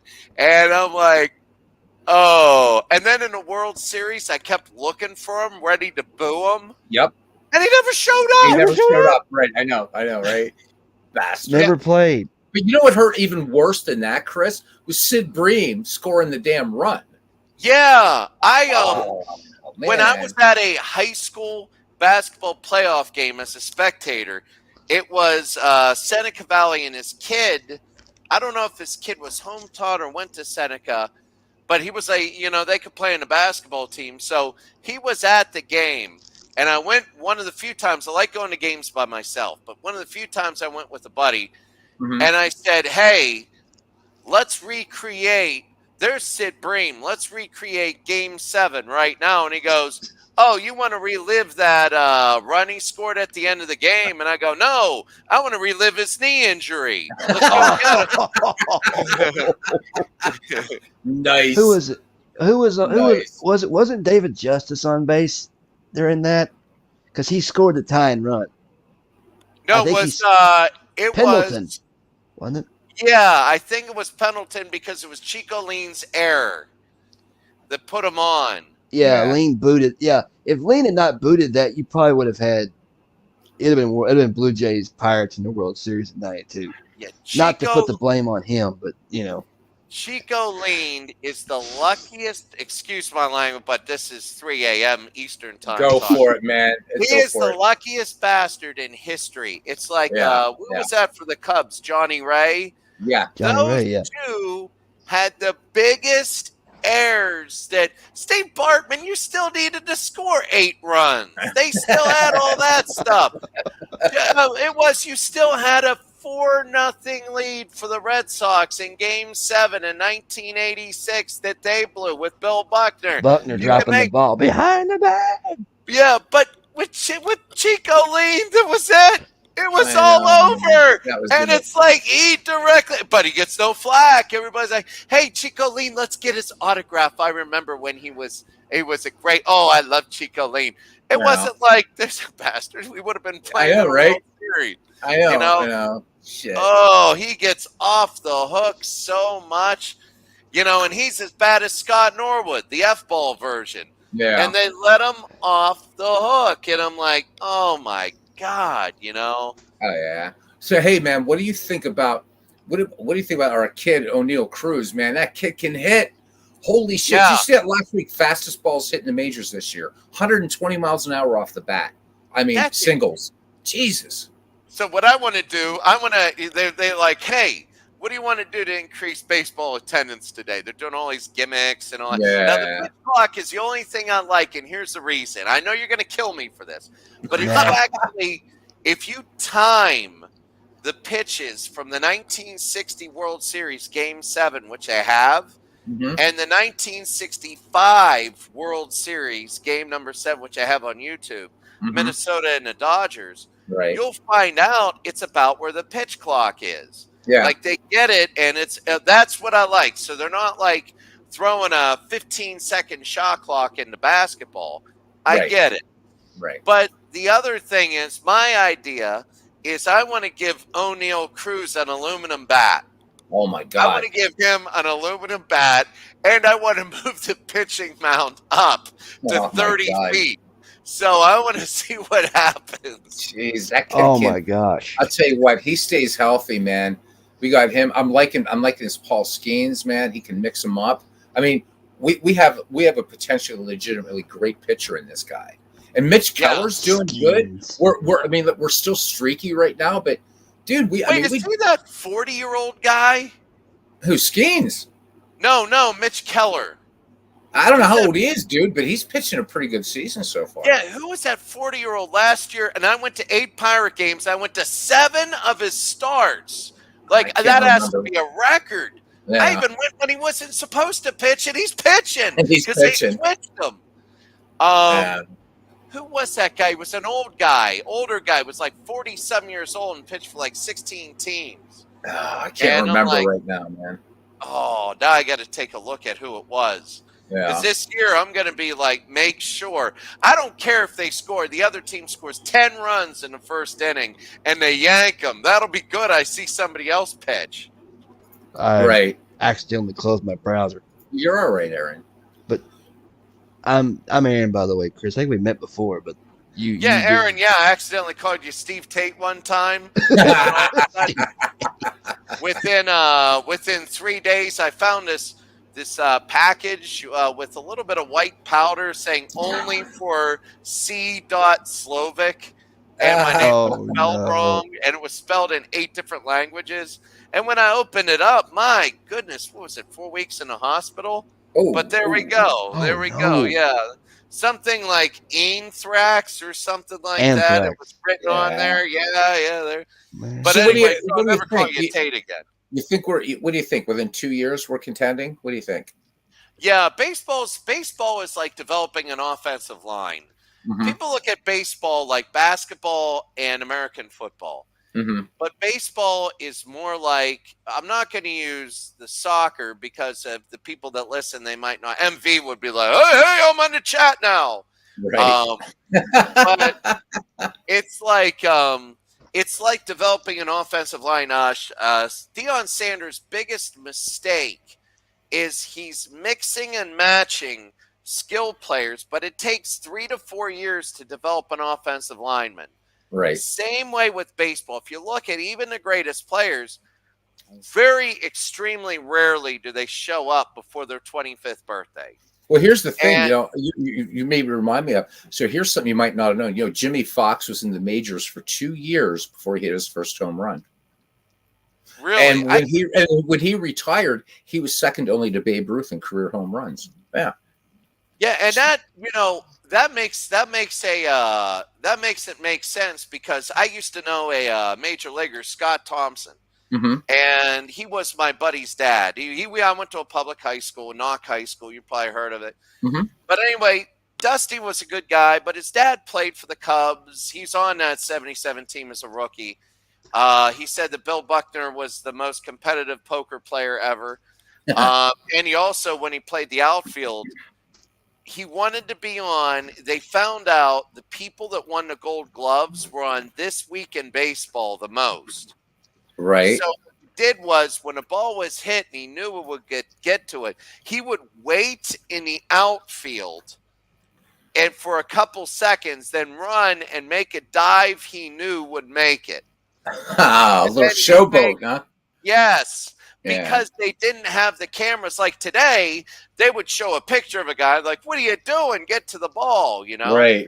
But back then, everybody's looking to where the ball is, and he timed that, and he would run and get to it. So he would be on This Week in Baseball, and Oh yeah, all the man. sports writers. That's the only thing they knew for Gold Gloves was watch This Week in Baseball because that's where they got their films and great plays. So that that guy knew how to play. But anyway, he told me he had 4 home runs in his career. Rick Russell hit 5, and he was a pitcher. And he told me, though, every home run was a mistake, was an absolute mistake. So when it came in and he hit the ball, when it went over the fence, it was an absolute mistake. So that makes sense that a great hitter who's only going to hit the top half of the baseball because he's hitting doubles Right. in huge fields where mistakes are flyouts instead of home runs, Mm-hmm. it makes sense that that would be the first 2 years Oh yeah. would be like that because he's always up to hit doubles. Right. Exactly. It makes sense. And Yeah. then It's I'm trying to think when ballparks got newer and they brought in like fences and a lot of the old ballparks, even in the Right. 50s, it made sense. Oh, yeah, and then, but that's good. yeah. Sorry, You're right. I rambled. No, it's all good. I mean, you look at those old parks. I mean, Forbes Field was like huge. That was such a big. I mean, most of those dead ball parks were. I mean, Baker Bowl was like the exception to the rule. But you look at like the dimension of Forbes. I mean, Forbes was crazy big. And no hitter was ever pitched there either. Yeah, but that's a big fucking ballpark, man. Oof. Oh, it was huge. And the thing back then too was this: today you got a much better chance at hitting home run records and all that for a couple reasons. One, a lot of the big ballparks were in the National League. Yeah, you had New York with the Polo Grounds, but my God, center field. Yeah. But you had a lot of that. Mhm. But you only played in your league, so all the pitchers knew you. Right. They didn't have film back then. It doesn't matter. They It doesn't knew you matter. because of 4-man rotation. They Mhm. played you 20 times a year, 30 times a year. Right. 4-man rotations are pitching you 8 times. They know what you like. They know what you suck at. They make notes. You got coaches doing that. They know you. So it was just as good that they didn't have. So all that. But you had but you didn't get to go and play games at the other league's small ballparks. Right. So if you were Willie Stargell, 500 home runs, Mhm. and imagine if he would have played at Three Rivers his whole career. He Oh, would wow. have been him and whatchamacallit, Hank Aaron would have been neck and neck. Yeah. Oh, I totally agree. Totally agree. But Hank Aaron gets my plus for being a great defensive player that gets offense tickets, And Aaron stole. He had speed too. He had some Oh speed. God, yeah. Yes. Yeah, man. I mean, Well, he was bringing that Negro League style of baseball because I mean he played in the Negro Leagues for a while. He did, but it was I think it was that style of baseball because the pitching was so freaking good in that league Yeah. that small ball was the king of the day. Oh, yeah. And whenever you had Satchel Paige, who went into the major leagues at 45, and Yeah, man. he came back for 2 innings when he was Uh-huh. like 54 years old in Yep. a major league game. Still mowing and him he down. struck everybody out. Yep.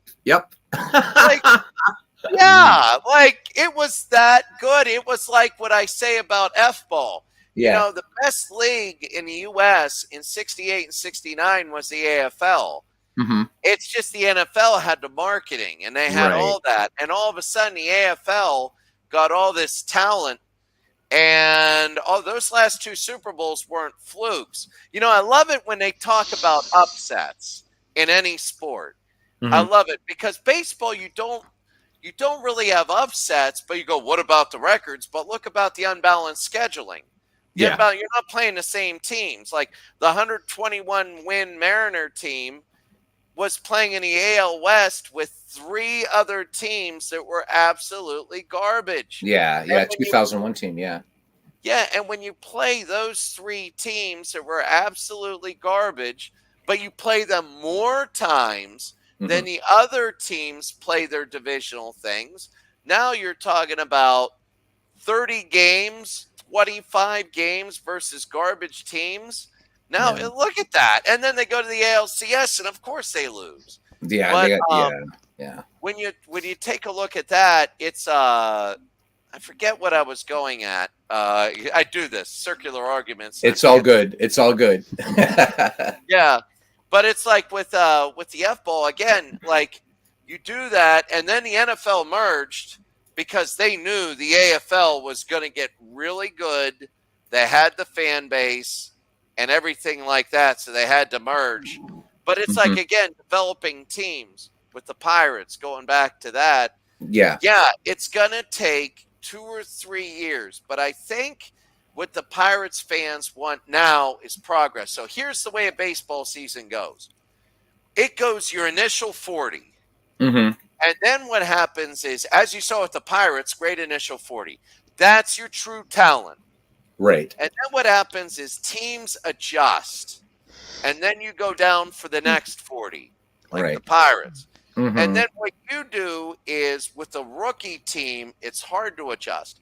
But with teams with different ways to do, like years experience, like the Pirates are getting, O'Neal Cruz is back in, and they're starting to get.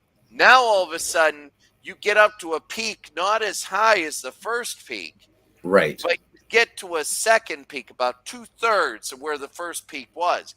So I think the Pirates this year will contend for about 5 games over 500.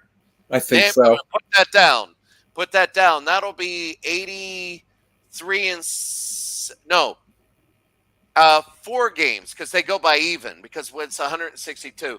So I think they could compete for 83 and 79. Mm-hmm. I think what management is doing is they're going to set benchmarks like that Right. and put pressure on the players. Mm-hmm. And then get up for that 3 or 4 year window the Pirates will get Right. with a hell of a good team. And then whatever happens, there's too many components that need to go right. And then they'll go away. Cole, Yeah. Yeah. Wagner. Well, Chris, man, thanks for stopping by. We're going to shut it down just because it is almost 3 a.m. Are you doing anything today later? Like anything, baseball or whatever? Or F-ball I just finished doing. Then tonight, it'll be tomorrow morning, let's see, about 9 o'clock. yeah? It'll be tomorrow morning about 9 o'clock. I'm going to do the Miguel last Batista. part of the division games. Good pitcher. Now, one of the things I like with Action PC is Uh-huh. this. Every game is simulated the same way, whether you sim it or watch it. Yeah. What I got to do with the graphical simulations is you have to put it on fast forward, but the players, like the computer, has to simulate it. Right. Because if it uses its algorithm, you're not going to get the right teams. You're going to get a lot of blowouts when you start playing regular teams because the regular teams that'll be good when you play the games are not the same with the algorithms. So what Right. I'm doing also is an in-freaking-sane project. Where I'm taking Oh, boy. NCAA 06 and using the 2022 rosters, and I am simulating every single game, whether it's Troy versus 1AA West, or whether it's little teams or big teams. Uh-huh. And I am simulating so it's taken me about 16 days for 1 week. And Whoa. I'm done because it takes about 45 minutes on fast motion to Right. simulate a game.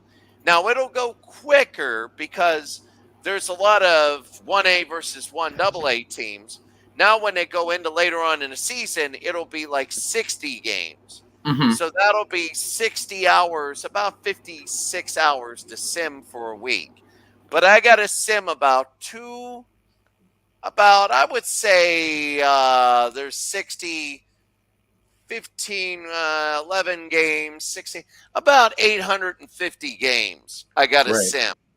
Wow. As opposed Wow. to 230 in the NFL. Right. So, yeah, and I just did my week. Well, week 1 was only 1 game, so Right. screw week 1.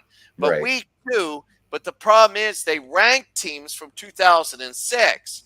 So now they have to even out because they're 2022 rosters. So it'll take 5 weeks to even everything out so we get real rankings. Right. Because college football was so screwed up with the stupid stepladder system where we rank everybody at the very beginning of the season and you never move down if you win. Mm-hmm. And it's like, what the hell? That's so stupid. Yeah. So I always say anyway, you start from the bottom and work your way up. I mean, yeah, unless you pull 2 big upsets and then they, oh, look at that, you know. So I'm doing that as a project, and there's a lot of 100-point games. Like I had a 171-0 game, Arkansas and Southern Missouri. mercy rule. Yeah, and it's normal plays. It's 160 plays per game. So we have that. And I love the fact that it's really good. It's 2006 rules. There's some freaking great games. And then there's, what was it? Alabama beat Middle Tennessee State 100-34. So Damn. because they never stop. Like, and the thing is, when they blow a team out, Alabama will put in their subs, but same with the other team. Now, if the other team sucks, their subs are going to suck even worse. And Alabama's second string will be better than any team that team faced, so it gets even worse. So you get 52 points in the fourth quarter, and they're just running up the middle. So, all right, sorry about this. Oh my God. It's all rambling? good, man. It's all good. What I want to do, Beatles, is we got to do, when I come back, I want to take you to a Pirate game. But I want to do it the right way. All right. I'm going to do it the right way. So let me know through Facebook when a good day is from, and I want to do it the right way, which means don't eat before we go there. All right. Works for me. Don't eat. All right. And let's do it the right way. And Guys, that'll I'm be gonna go great. ahead and All on step me. out for the Oh on man! me. Well, as long as they get to get us a few pints, man, then you got a deal. How's that sound? Not only few pints, but God damn the stories of me in the second half. I was in the poorest part of the world in Laos. Oh yeah. I was electrocuted. I found an abandoned kitten, and now it's here. Nice. Sweet. I had one weird dating experience with a Lao girl. Oh my God. And 12 people in the family that show up to a dinner and none of them spoke English. Oh my God. And then I went to a waterfall and almost fell off. Was this not that long ago? This is all within the last 2 months. Yeah. Damn, And then I dude. had a basketball tournament where they made all of the girls play 6 hours straight of soccer. Oh, And I went from 12 basketball girls down to 6.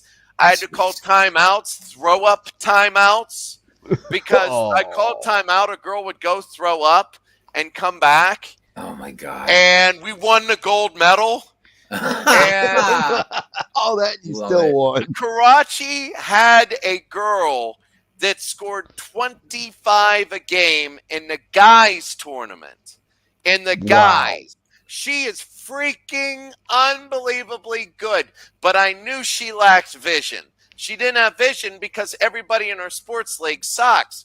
So what happens is you don't know how to use your teammates, and the teammates don't know what to do when they're horrible and one person dominates. So I played a junked up triangle and line defense that's never been used before. And the other coach puts up freaking Hadrian's Wall. Hadrian's freaking wall. He would line up 3 girls and then have the girl just dribble around the 3 girls, and we'd have girls just shoving their way in. And we won the final. We held her to 2 points and a half, and she was crying on the court.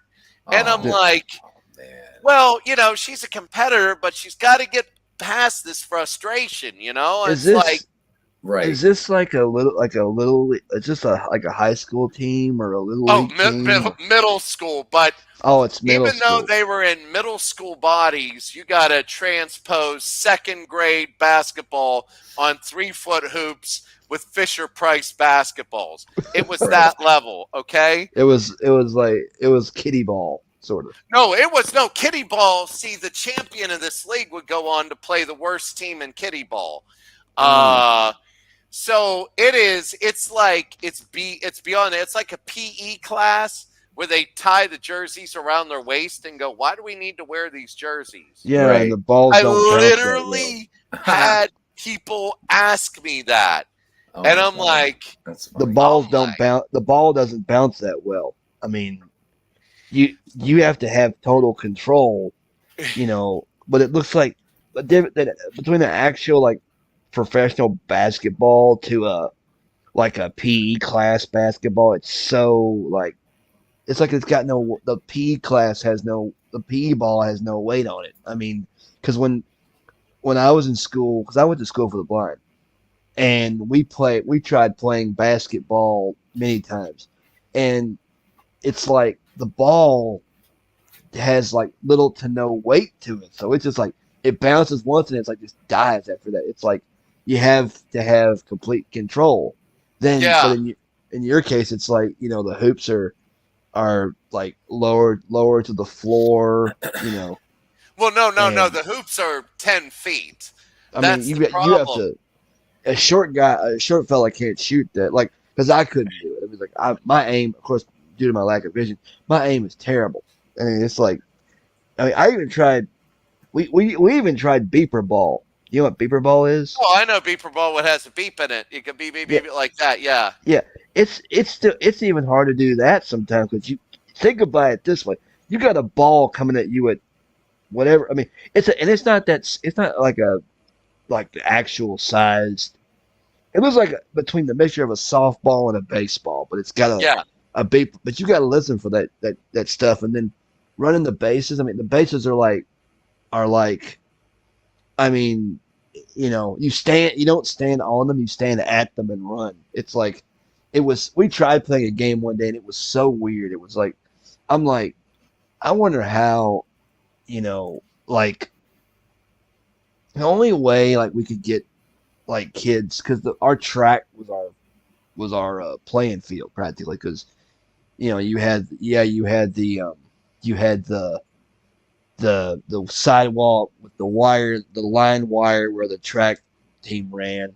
Then you had nothing but a big tall plate of grass around it where you could do like your long jumps and your etc. But we tried to play ball many a day, and it was just so hard because it's like you have to listen close where the ball is coming at you, and if you hit it, you got to listen to where and it's Real quick, I don't mean to interrupt you. Right now No, on you're good. Beatles' screen, stay there, Beatles. Like on your screen on the right-hand side, Mm-hmm. how do I get that up there? Because right now I have the football version, Okay. and Steve Tate. See those? How it's the states? Yeah. Well, Steve Tate made the football version of The state this. collection. Yeah. the state collection. But on the right, I really like the layout of the screen Right. because it shows you like who's the best, the most runs in a game, the most hits. Yeah, just go down here. Do you see this down here where my mouse look? Boom. There's everything. There's what you need.